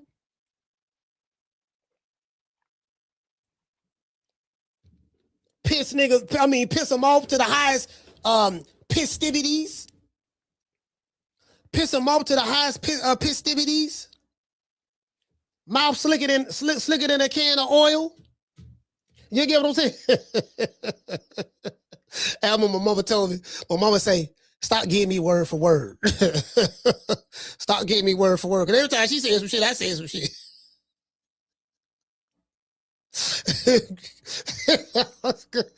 Hey, and my dad used to be like, yeah, that boy just like you. Yeah, that boy just like you. Yeah, he got that from you. He got that from you. Hey, he be like, I mean, my stepdad. Yeah, he be like, yeah, he got that from you. He definitely, you got that mouth, he got that mouth. My brother Michael, you know, he talk. My brother Michael talk shit too. He talk shit too though. Yeah, he talk shit. Hey, but yeah, he talk shit. He'll fight. Yeah, he talk shit. He used to fight back in the day, but yeah, he talk shit. He talk shit too. Yeah, my brother, he passed away, but yeah, Mike talk shit. Like, but boy, like yeah, yeah, you know what I mean? Like, bro, like, hey, look, check this out. Talking about been putting jumper cables on niggas since 1979. Since 79, I've been putting jumper cables on them, boy. I'm trying to tell you, boy. I said, boy, let me tell you something, boy. You let me talk to him. The fuck? Telling you, boy, if you need a pep talk, let me talk to him. Ain't nobody coming to see you, Otis. If he don't believe he can win, he gonna believe he can win after he talk to me. Don't everybody believe in Google? Go Google that shit. You tell it, listen. If he don't believe in nobody else, when I finish talking to him, put them jumper cables on him, see what that was a great guy. That was a great guy, man. Great, like, man, you know what, man? You always got to yeast it up. Why you got the yeast? Don't be putting the yeast on it. I said, yeast? Yeah, me and Miss Black Panther, me and Keela was on the show, and we were talking to Gray. He said, yeah, man, so he mad at me. Look, he said I was lying. Then once I debunked that, hit him with the receipts, he ended up agreeing, no, you weren't lying. Just his issue wasn't the fact that I told the truth or lied. His issue was And I didn't lie, but his issue was, he said, you putting yeast on it. Why you got to put yeast on it? You got to yeast, you always yeast your shit on. I said, oh, that what you mad at? Oh, okay. I said, well, Greg, I've been doing this, man. I've been doing this since the late 70s, man. You know, we're talking about 79, the early 80s. I've been doing this for a long time, fam. Like, you know, shit. So you feel me? Like, fam, like this what I do. You get what I'm saying? You know, shit. Hey, you get what I'm saying? That's what I do. You feel me? So yeah, that what he got mad at. I'm like, I'm pound for pound when it comes to that, boy. I'm like, when it comes to that, shit, nigga, I'm pound for pound. Yeah, listen, there is no competition. You just sit here, you don't know what I'm talking about? None. What he says we don't believe. Nigga, I'm talking about, don't listen, don't even try. I'm one of the baddest motherfuckers of all time. Facts. There's levels to this. There's levels. Hey, you know what I mean? It is what it is. Hey. They said they never gave you niggas money. Yeah, man, it is what it is, man. Nigga, please. Hey, what he say? Yeah, man. He said, OG, great. I'll get you talking about great. Yeah, great, man. Great. Man, god damn, boy. Lord have mercy. I was like, man, this motherfucker right here, man. Why I can't do nothing with him, boy. I told you it's three dudes I can't do nothing with. Bill Haney, Brian Norman Sr., and DC Gray. Them the three, I know I'm out of my element. I say I'm out of my element right there. I can't, you know what I mean? I can't, you know what I mean? I'm out of my element right there. That right there, that's a no-win situation for me. That's a key to winning fights too. The key to winning fights is pick the fights that you know you can win. So you gotta pick the fight you know you can win now. See where he is now. See now how you listen. Didn't I tell you I did not say I'm gonna get you to 30-0. Did I say I'm gonna get you 30-0? You gotta trust me, baby. Listen, trust me. Ain't it been working so far? How many fights you got?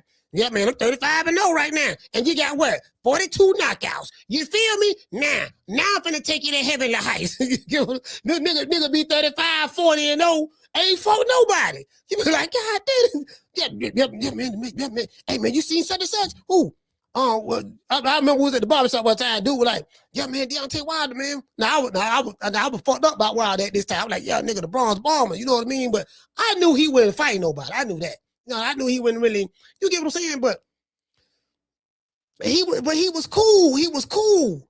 And then the Tyson Fury, like as he got, it's like once he won that belt, once he won the WBC belt in 2015, I think he won that belt on the Golden Boy. Wilder became champion on the Golden Boy, right? I think he was over that Golden Boy. He left in 2015 when the PBC started. But I think he had a title fight prior to that. It all happened in the same year. You get what I'm saying? So I'm thinking, yeah, I think he became a champion under Oscar. Yeah. Because him, Errol Spence, all of them was over there at that time. I think he became a champion under Oscar. And right after that, he left. He left when Al formed the PBC or something of that sort. So, you know, I'm like, man, you know. Hey, what did they say? Akila say Boots fights tomato cans. Hey, hold on. Who said Boots? Why? Hey, Akila, why you brought his name up? I was just throwing a number out there. Y'all putting the face on it. Y'all putting the face on the number. Man, Akila say Boots fights tomato cans on it. Lord have mercy. You might not be able to go to Philly for after that comment. You know how sensitive, hey, you can't come to Philly, dog. It's a no-fly zone on Philly, dog. No-fly zone. You can't come here, dog. Ice can't even come here. Ice scared to come through here. Anyway, he say fault cans. I know that much. He say fault. Nigga 40, hey bro, nigga 40-0. Motherfucker 40-0, man. I was like, man. And then what happened was when I started my podcast, and then I was getting attacked by the guys I labeled the Wakanda ninjas. And you know, I had to broke them off because a lot of people felt some type of way about the Wakanda ninja. I was like, yeah, man, these Wakanda ninjas, man, I'm trying to tell you, man. Yeah, man, I got them Wakandas, man. And motherfuckers was getting mad. And they got offended. Me being so intelligent with this GED education, me being so intelligent. You know, I set traps. I set traps when I say things. It's like a boxer, right? A boxer set a trap, you know, to get his opponent to maneuver one way while he's setting them up with something else. Like, if you watch me over the years do this shit, you know what I mean? Like a lot of shit I say, I be saying traps because I already know how to combat it. You know what I mean? I'm like, okay, he don't took the bait. And motherfuckers always jumping out the window. He don't took the bait. Now I got them it up on round them up right quick, put them in a spin. So the Wakanda Ninja thing really got to him. You a coon. They said I was a coon. Oh, you a sellout. You a Tom. You Uncle Tom. Damn, okay, bet. So I'm the boxing content creator that say, you know, I say, yes, I am Uncle Tom. I said, I'm the historical Uncle Tom. The historical Uncle Tom. Do you know what that means, sir? No. I said, do you know who Uncle Tom was in real life? His name was Josiah Henson. He is the black man, former slave, who the book was named after. Uncle Tom's Cabin. Josiah Henson, tell a story about him. You know, he freed himself, him and his family, and he used to come back and forth and went up the Underground Railroad to Canada. He used to come back and forth from Canada to the U.S. to help free other blacks off plantations and lead them to freedom to the Underground Railroad to Canada. So the historical Uncle Tom, yes, they didn't know that. The Hollywood version of Uncle Tom, because if you know anything, the sellout was Sambo. Sambo was the sellout. Now, if you called me a Sambo, then that'd have been something, you know. Sambo was the sellout. So, as time went by, the meaning of certain words changed. So, but they said that to try to offend me. That shit didn't offend me because I know I'm smarter than the niggas who was calling me that. Then they said, you talking about your own people. You know, you can't talk about Wakanda. Who you call, who is Wakanda? You talking about black people. So I broke them off again. I said, sir, where is Wakanda? What you mean where Wakanda? That ain't the point. What you mean where's, I say, sir, where's Wakanda? It's in Africa. It's supposed to symbolize a country in Africa and all that stuff there. So I broke them off. I say, fam, it's not real. It doesn't exist. The whole concept of Wakanda came from two white men who started Marvel Comics by the name of Jack Kirby and Stan Lee. They created Black Panther. They created Wakanda. Two white men did this. In 1966, before the Panther Party was started in 1966, like months before or something of that sort. So when you get emotionally wrapped up in these words, yo, you talking about black people, when you call Wakanda nigga, I say, man, the white man made this. You identifying, you can't say 1 minute that white people are bad, evil, this and that, they're racist. But yet, when they create heroes for you and fictitious characters, you grasp on to those same heroes and fictitious characters that was given to you by the very same people who you said is evil and all this stuff there, and then you take racial pride in it. Does that make sense? To a Wakanda nigga, it makes sense. So I just went to destroying a lot of this shit. Then I realized, I said, no, man, I'm too smart for these niggas. These motherfuckers low IQ for real. They can't even hold they can't hold my bootstraps. These motherfuckers can't be this low IQ. From different parts of the country. older than me, younger than me, dumber than me. True, true, true. Older than me, younger than me, and dumber than me. Woo, Lord have mercy. I was like, yeah, man, so I just went to breaking these niggas off, and then I done broke so many of them off while educating them at the same time. Now they learned their lesson. They don't even come over here no more. It took them long. They learned their lesson. The Mexicans learned their lesson. The blacks learned their lesson. The whites learned their lesson. I ain't never had no issues with the Asians. So they learned their lesson. They're like, yeah, that nigga right there. Nah, shit, boy, no, he ain't the one. A Tampa nigga. They found out. They fucked around and found out. I'm not the one. You see what I'm saying? Anyways, shout out to who we got. Shout out to Dr. Mario. Dr. Mario, what's going on, fam? Shout out to Steph. Steph, what the lick read? Yeah, so I was kind of like, you know, it is what it is. I just kind of like, you know, it ain't the same. That's why I be saying, like, what I said make perfect sense. I don't compare today's fighters with those guys who came from a certain era, because you can look at how and say, he could have competed in any era and he would have dominated that era. Based on what? Based on what he was able to accomplish in this era? I can promise you, accomplishments in this era is nothing in comparison to what came before this era. It's something, but it's nothing in comparison to. Road a lot easier for some. Criteria is different. You ain't got same day weigh-ins. You're not fighting 15 rounds, and you ain't using 8-ounce gloves. And you're not sitting out fighting once a year or once every 2 years or twice a year. Now you fighting 5-6 times a year on the regular.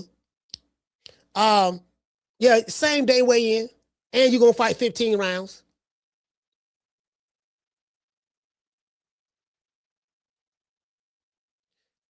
You telling me the dudes in this era could have made it in that era? If you say yeah, they could have, why they ain't doing it now? True, true, true. If they could have, why they not doing it now? Why they ain't fighting 5-6 times a year now? Well, we know they got rid of the 15 rounds, so like you can look at what they doing now. Too much duck language. They got too many options. Yeah, man, Vergil got options. He got options. Anytime you hear motherfuckers say options, you know, I'm saying when they saying it like that in that context. Because you can say options, and it means two different things. It means two different things you say options, right? Depending on the context. If your context is we got options, you know, you're not our only option. We can fight this guy, that guy. In that context, that's duck language. Option is duck language.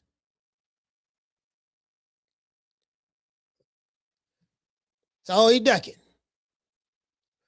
If I'm not your option, and I'm ranked number 1, or I'm the best in my, with this sanctioning body, and you the best with that sanctioning body, you got the belt over there, I got the belt over here, and we got a chance to fight each other to put it all together, and you telling me that you got options other than unifying with me, that's duck language. True. And then you got fan bases, online fan bases full of ducks. I like to call them the ducklings. You got certain popular fighters who've been ducking smoke their entire career in the name of fighting the best.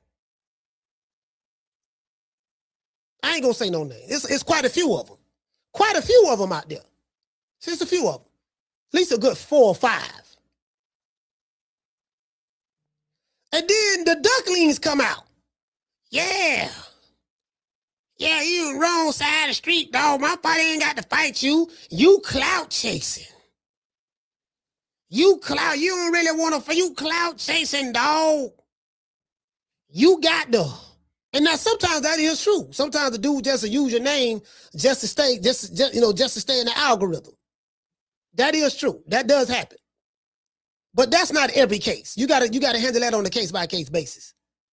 I'm like, fam, you got a history, man. You like you ain't fought none of these dudes. Like all these dudes fighting each other now. Everybody rumbling, mixing it up. You got an entire fan base on the internet, on this section of the internet. They on the left side of the internet. They deep. It's a bunch of them. Old niggas, young niggas, and everything in between. Yeah, why he calling him out?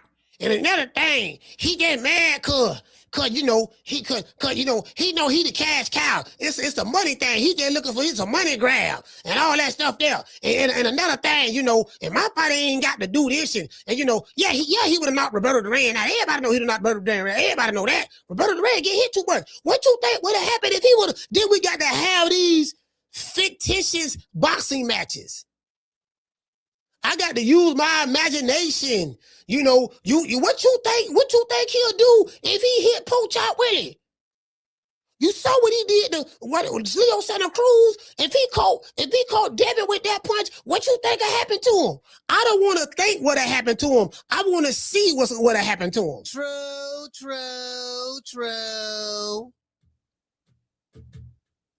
I gotta use my imagination to entertain a fight that I literally do not have to use my imagination for. Y'all can just fight each other. I got to hear this. Yeah, man, just imagine what he'll do with such and such.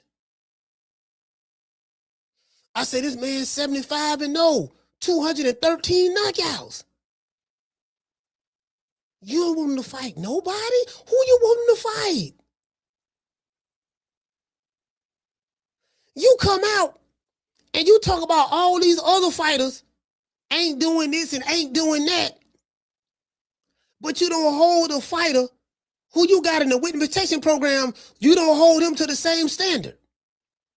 You justify the duckery. Hey, Arnold Brown, they justify the duckery. But you telling me he would have whooped Sugar Ray? Robinson, Leonard? You wouldn't have whooped Sugar Shane Mosley.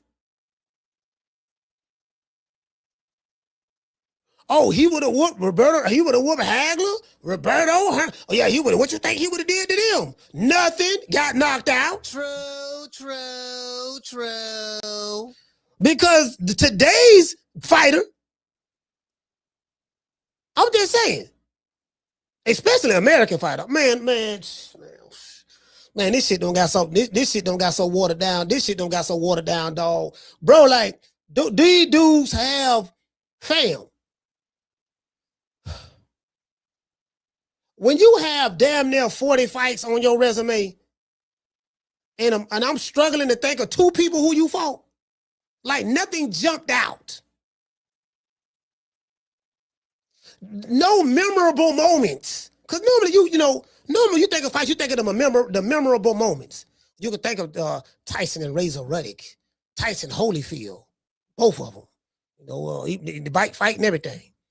I could be a Buche, I think David Tool, or Lennox Lewis. I think Lennox Lewis fought 2 or 2, if I'm not mistaken. Rockman, and like you remember memorable moments. Like I'm like, I can't even think of no memorable moments. Okay, like one memorable moment I won't forget is Crawford and Canelo. I ain't gonna forget that one. That happened on Mexican Independence Day in Vegas. We was there for that. So I ain't gonna never forget that one. But I'm saying like memorable, like you get what I'm saying? It is just This shit just, bro. This shit, that celebrity, that celebrity, and this what people blaming Floyd Mayweather for.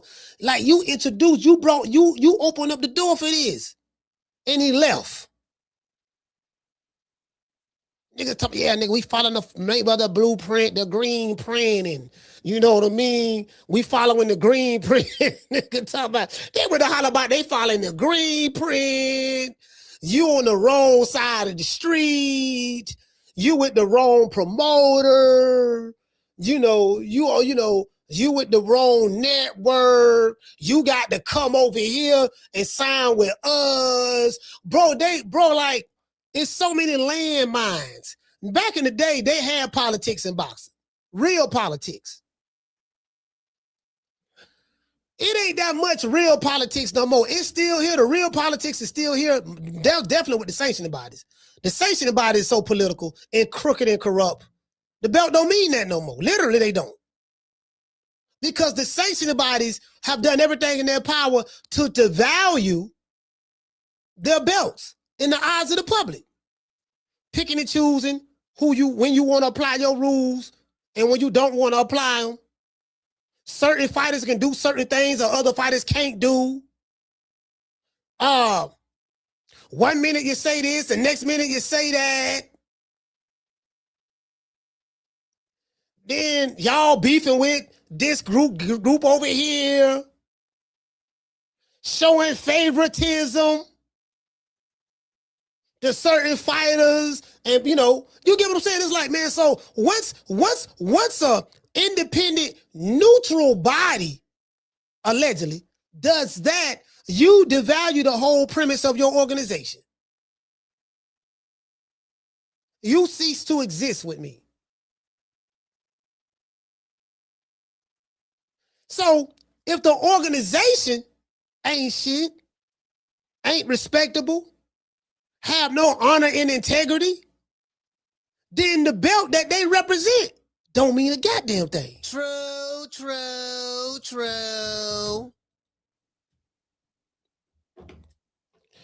Bro, like,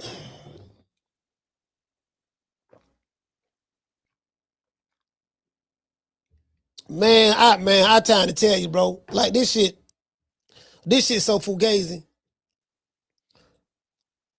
Hey man, I told y'all, man, y'all want me to go live. I wasn't gonna buy it. I wasn't gonna buy the pay-per-view fight. I ain't buying it. You know what I mean? But if y'all want me to go live this weekend for the Keith Thurman fight, y'all send me the cash out. Just send me some cash outs, to pay for it. And we'll go live for it. Other than that, I wouldn't think about this shit. I'll check it out, but I ain't buying that shit. Damn sure ain't.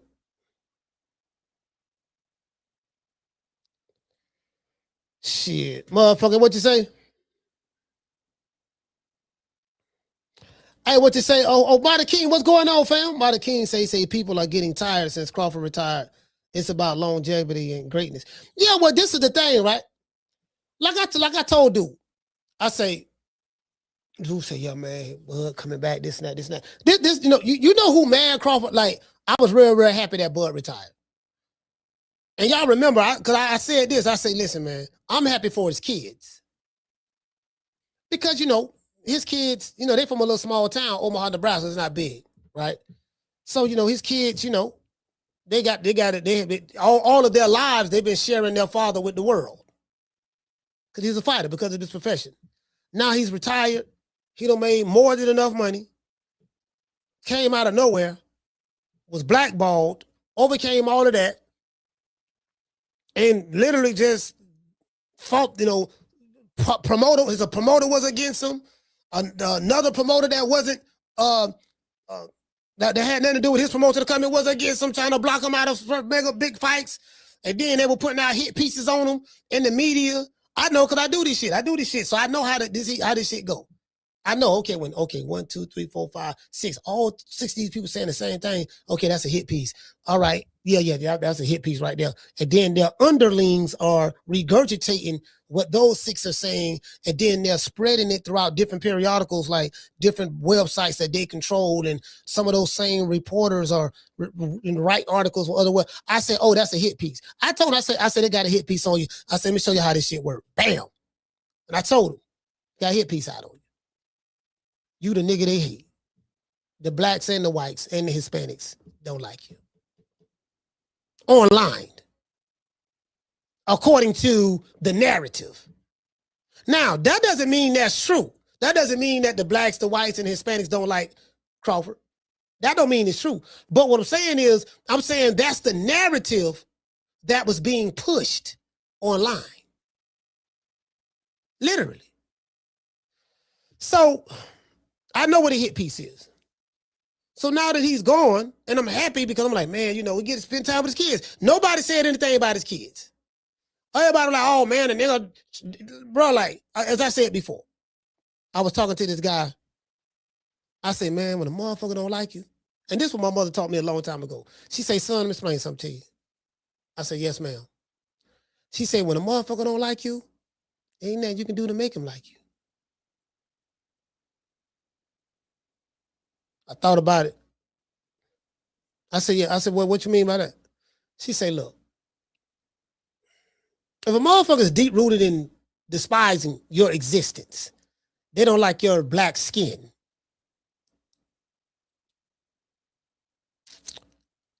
They don't like the whiteness of your teeth. They don't like the nappiness of your hair or the texture of your hair or whatever. People who look like you online. And you keep winning. You keep being successful at every level. And then you reach the highest of the height in your career. And motherfuckers who judging you and talking shit about your career have not accomplished anything in their career. If they have one. True. So let me get this straight. I came from nothing. I chose a profession in life. And that profession that I chose, based on the gift that God gave me, mixed with my work ethic, determination, and fortitude, and desire to want to get better and provide for me and my family, I was able to become the best in my field. In this field called life. What are you the best at doing, sir? The nigga who criticizing me, what do you do for a living? Oh, we don't know because you have behind the avatar. And a nigga can't see your face. And if you're a YouTuber in boxing, you don't make enough money to make, you know, some of you making some good, decent money, but you know, I know what the ad revenue make. So it ain't nothing to retire y'all for. Are you the best at that? Are you universally recognized in your field? Like what are you an expert at? What have you mastered in your career? Your career as you living with your baby mama. Your career as in and out of jail. Your career as you've been working at this low-wage job for years. Your career as you don't had 10, 15 different jobs. You have been successful at one thing, criticizing another nigga about some shit that you ain't even that successful in your field of expertise, if you have one. True.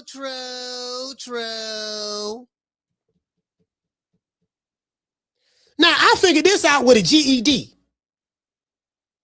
No, just a little dude from West Tampa, Florida. 1332 Main Street, Apartment B, middle of the housing, middle of the projects. It's not there anymore, but I figured this out with a GED. Because it's one thing that I've learned a long time ago. I ain't the smartest. I'm not the brightest light bulb in the ceiling. I'm not the sharpest butter knife in the kitchen drawer. But I have a master's degree in common sense. And common sense is what God gives you. See, that sense trumps everything. There's nothing else that you can learn in life that's going to be greater than common sense. You can be a rocket scientist. But if you ain't got common sense, it's going to be very easy for somebody to get over on you, manipulate you, and do whatever it is they want to do with you. You're strong in this area, but you're weak over here. You get what I'm saying?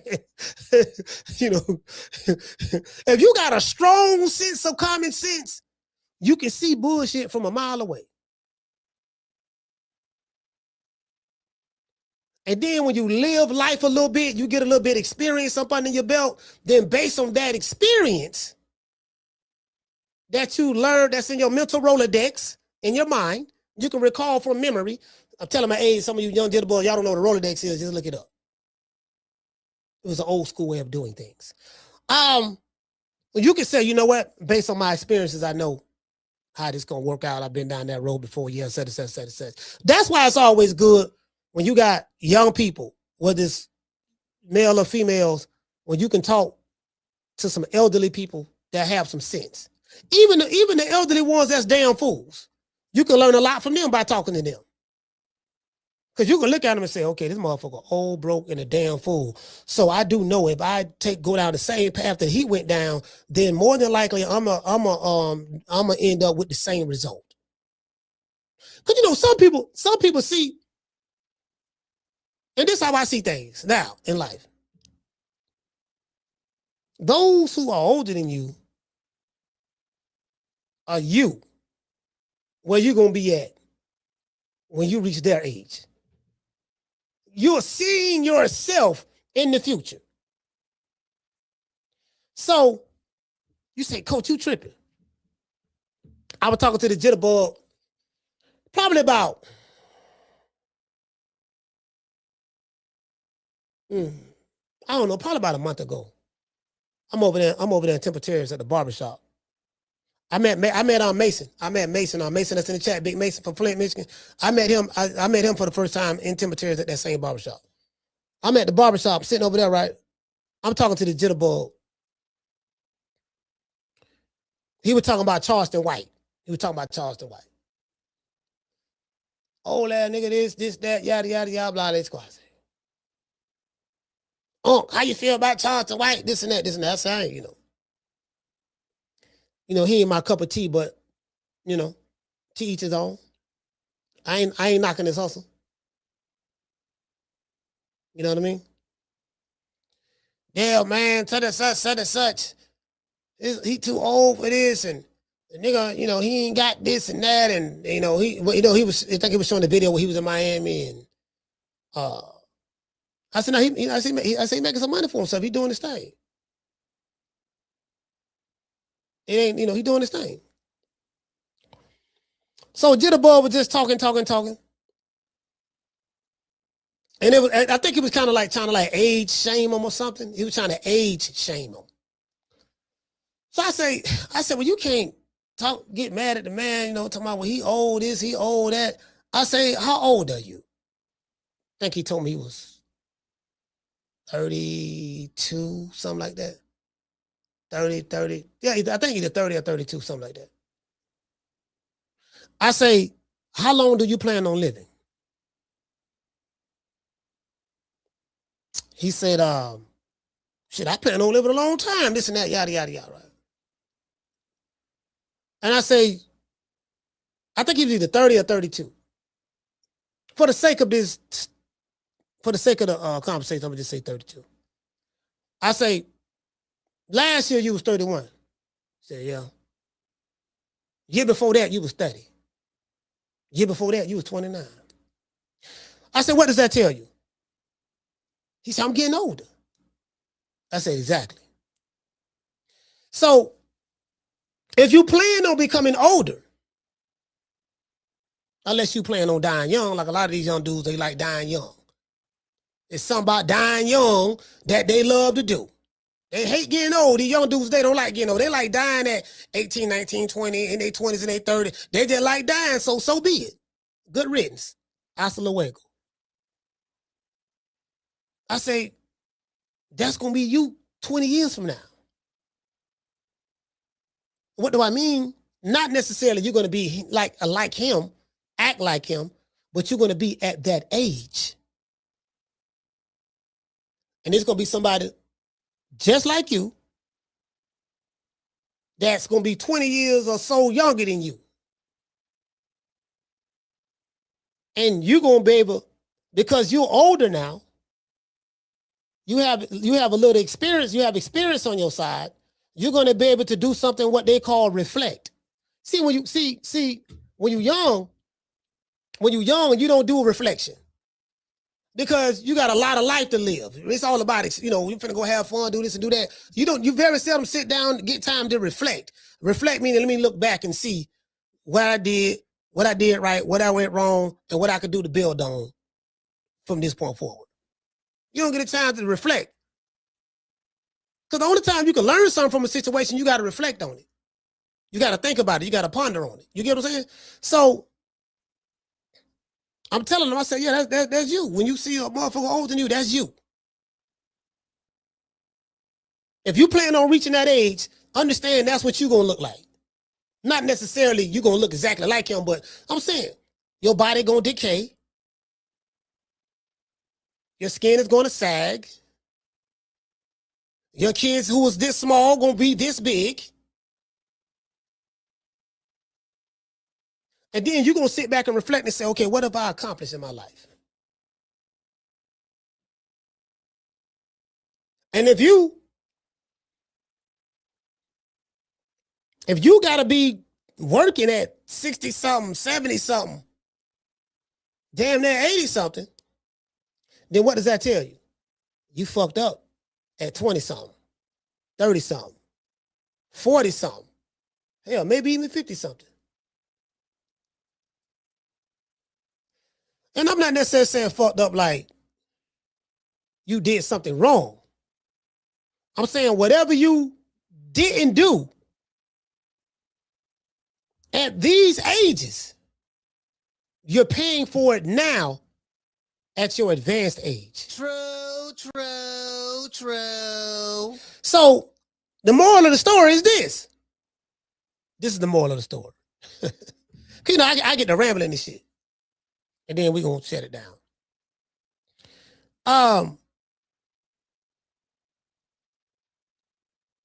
Damn. I forgot what I want to say. I hate that shit. Hey, bro, I swear, man, my mind just went blank. My mind just went blank, dog. I was gonna say some shit too, man. It was some hell of a shit I was gonna say too, dog. My mind went blank because I was like, damn, I got some work I'm doing. So I'm like, my mind, I looked over here and I said, damn, I gotta finish this up soon to show with. I gotta finish this up what I'm doing. Yeah, so damn, I forgot what I was gonna say, dog. Fuck. Man, I forgot what I was gonna say. But anyway, y'all get the point. Y'all get the point. Y'all get the point. Hey, shout out to Just So Sick. He said out here campaigning to get deleted early. Hey, man, teach his own, man. If they want to get deleted early, they can. Shit, I'm not gonna get in their way. One thing, let me tell you something. Hey, Just So Sick, where you at?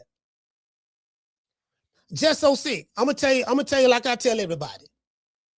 I'm not going to get in the way of what the universe is trying to teach you. If you on a crash out mission and you got one of these old niggas who have convinced you to do some dumb shit to prove how gangster you is or how tough you is or how much of a real ninja you is and because he don't did time already, he ain't trying to go back, so he pushing your dumb ass up to do it. And you trying to check out early, that's what come with it. Yeah, that's what come with it, fam.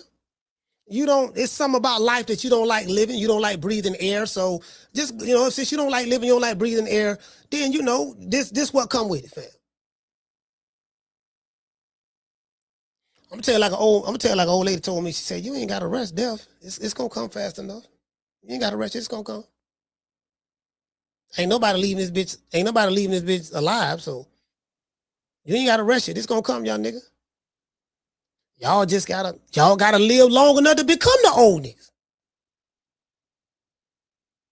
I feel like it ain't gonna be no more old heads after the old heads die off. After the old heads die off, it ain't gonna be no more old heads. Cause the young niggas ain't living long enough to be old heads. True. Hey, you know what? Hey, we got an old head. Hey, check this out. We got an old head. We got an old head shortage.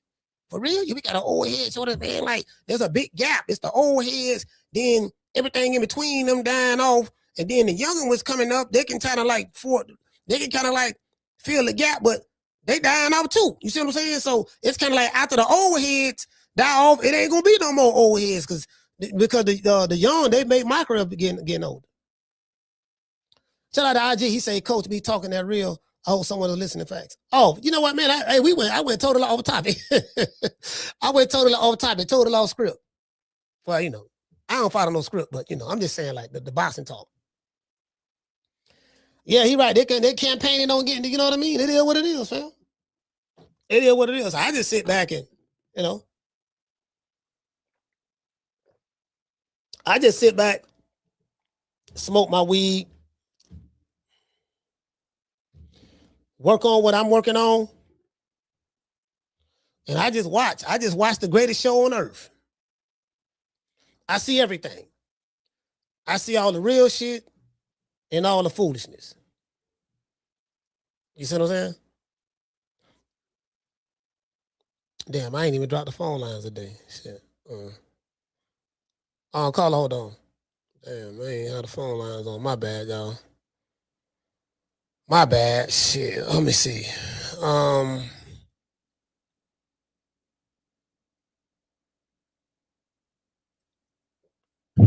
Caller, what's your name? You calling from? What's up, Coach? It's Derek from Florida. Yeah, talk to me.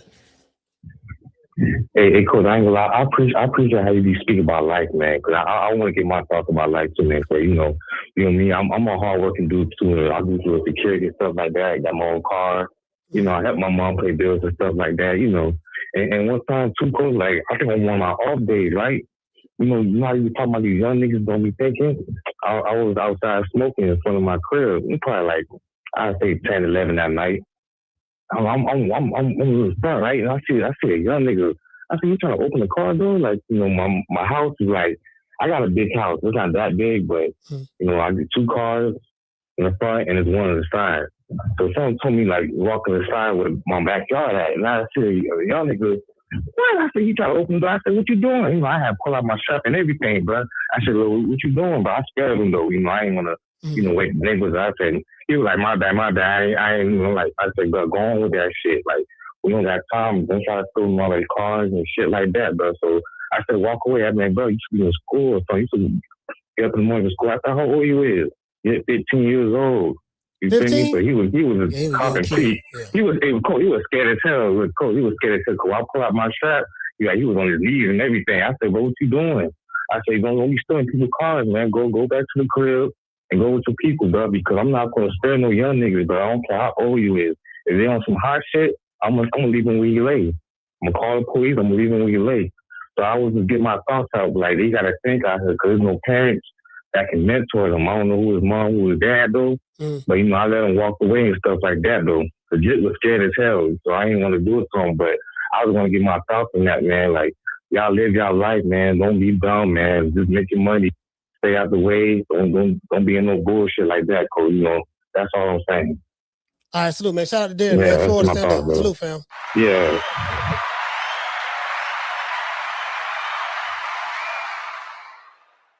Yeah, man. I ain't got no carbs. Oh, yeah, I ain't got no carbs. Then I just ate the salmon. Shit, I ain't eat enough carbs today. Okay, I gotta eat some carbs, man. protein, fat. All right, I gotta eat some carbs. Yeah, man. So I mean, it is what it is, man. I talk about a lot of shit I don't experience, bro. So I talk about shit from a lot of shit I experienced. I don't experience a lot of shit. Then people who I've been around who experience stuff, I was right there, like first I witnessed and stuff. So a lot of shit, man. A lot of shit I talk about, man. It be I went through it, bro. And I talk like anything I talk about 9 times out of 10, I don't been through that shit. You see what I'm saying? So I'm drawing from those experiences. Because I went through it. You get what I'm saying? I'm like, man, that's why I say my biggest regret in life. Ever sit down and ask yourself, like, what's your biggest regret? Up until the point to where you at now, if you in your 20s or if you're in your 30s or whatever, no matter what your age is, but what is your biggest regret? You ask yourself, what's your biggest regret? Because everybody may have something that they regret in their life that they did, or a decision that they made that they wish they wouldn't have made, or it may not be a decision that you made. It may be that you was around the wrong people, got caught up in some shit that you shouldn't have got caught up in, but you made the decision to be around them and then had a foresight to see what that could have led to. But when you think about, okay, like, what's your biggest regret? Bruh, I got one regret in life. And my biggest regret is that I did not listen. That's it. When I summarize everything that I've been through, I say my biggest regret in life is that I did not listen. Had I listened, 90% of the problems that I've gone through in my life, I never would have went through them. True.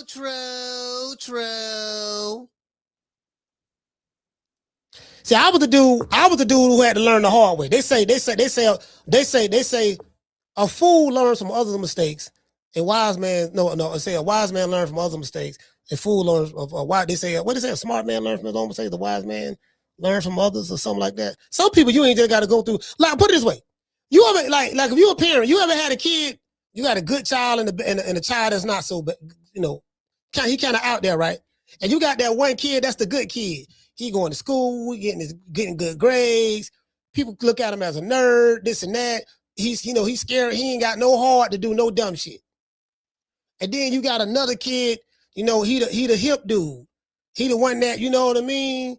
He got the swag, and he out there, he got his respect in the street. He be going through a lot of shit in life and doing all the crazy, the wild shit that we say he got hard. He got hard to do this and do that.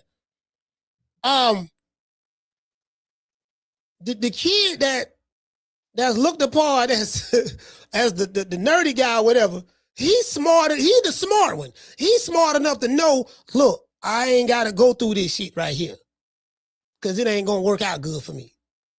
And I don't have to go through this in order to see what's going to happen. He can see from where he at what the hell going to happen. I was that kid that had to go through it. Like, I had to get locked up. I had to go to state and federal courtrooms. I had to, get flown here and driven there. I had to go through running around. I had to go through that. That's how dumb I was.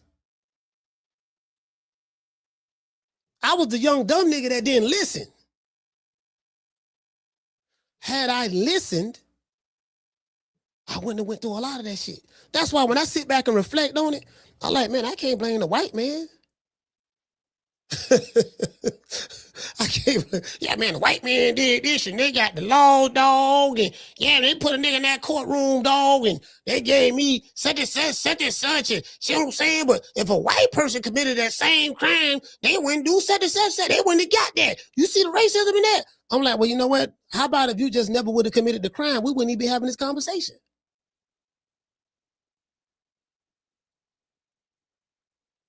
How about that? Because if you know,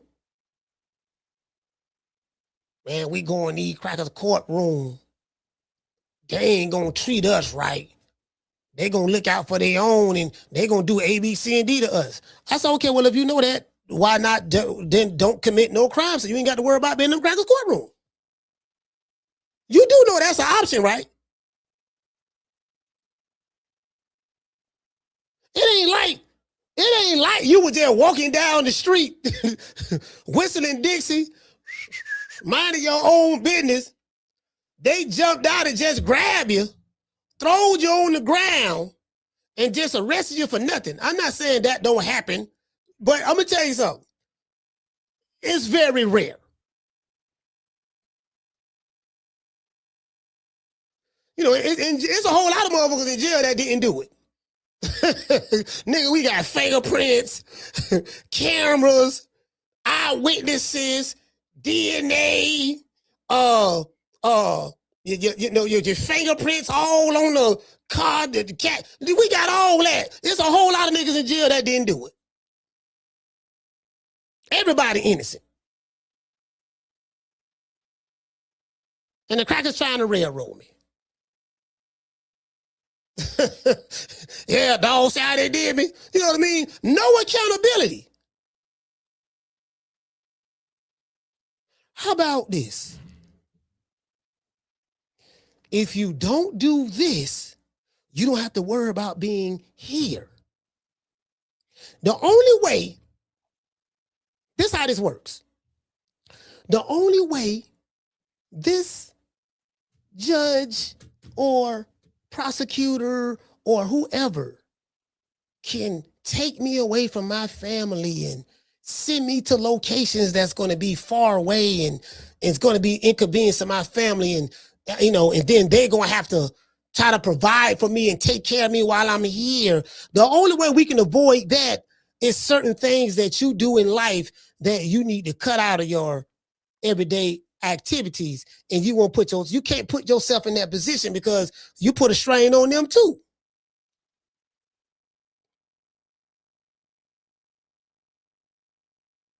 Ain't nothing wrong with just getting a job.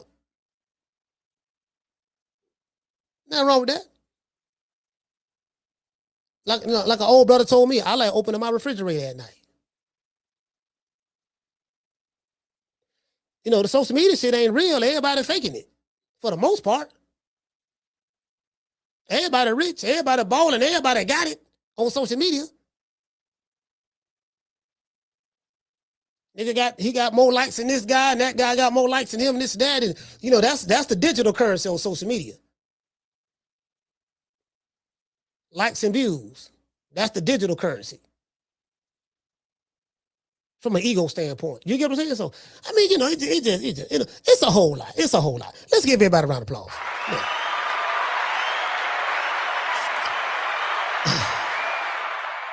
It's a whole lot. It's a whole lot. Yeah. Just so sick say he say flown. Damn, coach. Yeah. They'll fly your ass where they gonna take you at. Shout out to Daniel. Oh, he talking to Jamie. Yeah, man, it is what it is, man. Peace to the family, man. I gotta get to work. You know what I mean? Working on something, man. So, you know, I'm gonna give everybody a shout out. You dig? I want to dedicate this show to the hood. I want to thank the whole hood who came out here. I love y'all. I did this for the hood. Y'all know I beat that boy. Yeah, we did this for the hood. You dig? And by the way, ladies, and I'm telling you the God's honest truth. By the way, ladies, I'm telling you the God's honest truth. By the way, ladies, I'm telling you the God's honest truth. I had a dream, and spirit confirmed to me in the dream that I'm supposed to have 2 wives. And since it came to me in my dream, it is official and it is authentic. It was approved by the heavens. They will not be the same complexion, because I don't want to be accused of being a light-skinned supremacist or a dark-skinned supremacist. Yeah, man, shout out to Akila. Okay. Shout out to Mika. Okay. Jack and Jaws. Okay. Just So Sick. Okay. Summer in November. Okay. Shout out to Pookie Matlock. Okay. Highlight Space. Okay. Shout out to H-Town T. Okay. Corey from Miami. Okay. We got Bishop Bullwinkle in this BI. That's the other chat. Let's go back over here to 2 Million Podcasts. Let's see. Shout out to Jamie. Shout out to Derek from Florida. The lovely Mika Lovem. Shout out to Amaro. What did say Amaro say that was no? Oh no, Michael Nunn was on Top Rank. Okay, I forgot which promoter it was, but you got the moral of the story. Shout out to IG. Who else we got in the building, man? We got Akila, we got Dr. Mario, we have Daniel, we have Schoolo, we got the one, Mr. Ham, we got Miss Steph Jackson, Miss Steph Jackson Johnson. Lord, but that's a, okay, Miss Steph Jackson Johnson. Okay, so Jackson the maiden name. Okay, cool. Who else we got in the building? Shout out to Marty King Boxing. Yeah. Man, shout out to what he say? Yeah, salute to you, fam. Shout out. Oh, that's Akila. Shout out to Akila. He say messed up in the 50s, 40s, got to work in 60s and 70s. Nah, actually, it go back further than that because the habit started in the 20s and 30s. That's where the habit started. And if you don't learn from the 20s and 30s, then you carry those habits into the 40s and 50s. And then by the time you hit 60 and 70, you're looking crazy. You get what I'm saying? So that's where they started. They don't just come out of nowhere. It starts from somewhere.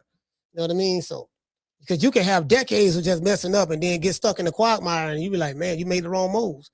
You get what I'm saying? So you can learn from every situation.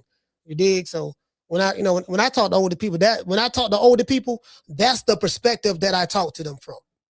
I talk to them from the perspective of, damn, this old man, this old lady right here. They lived to get to this point.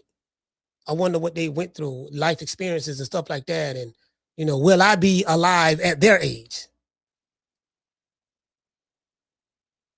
Because the name of the game is to get old. You want to get old enough to, you know what I mean? That's the name of the game. You want to try to live long as you motherfucking can. When you're gone, it's over with. You did?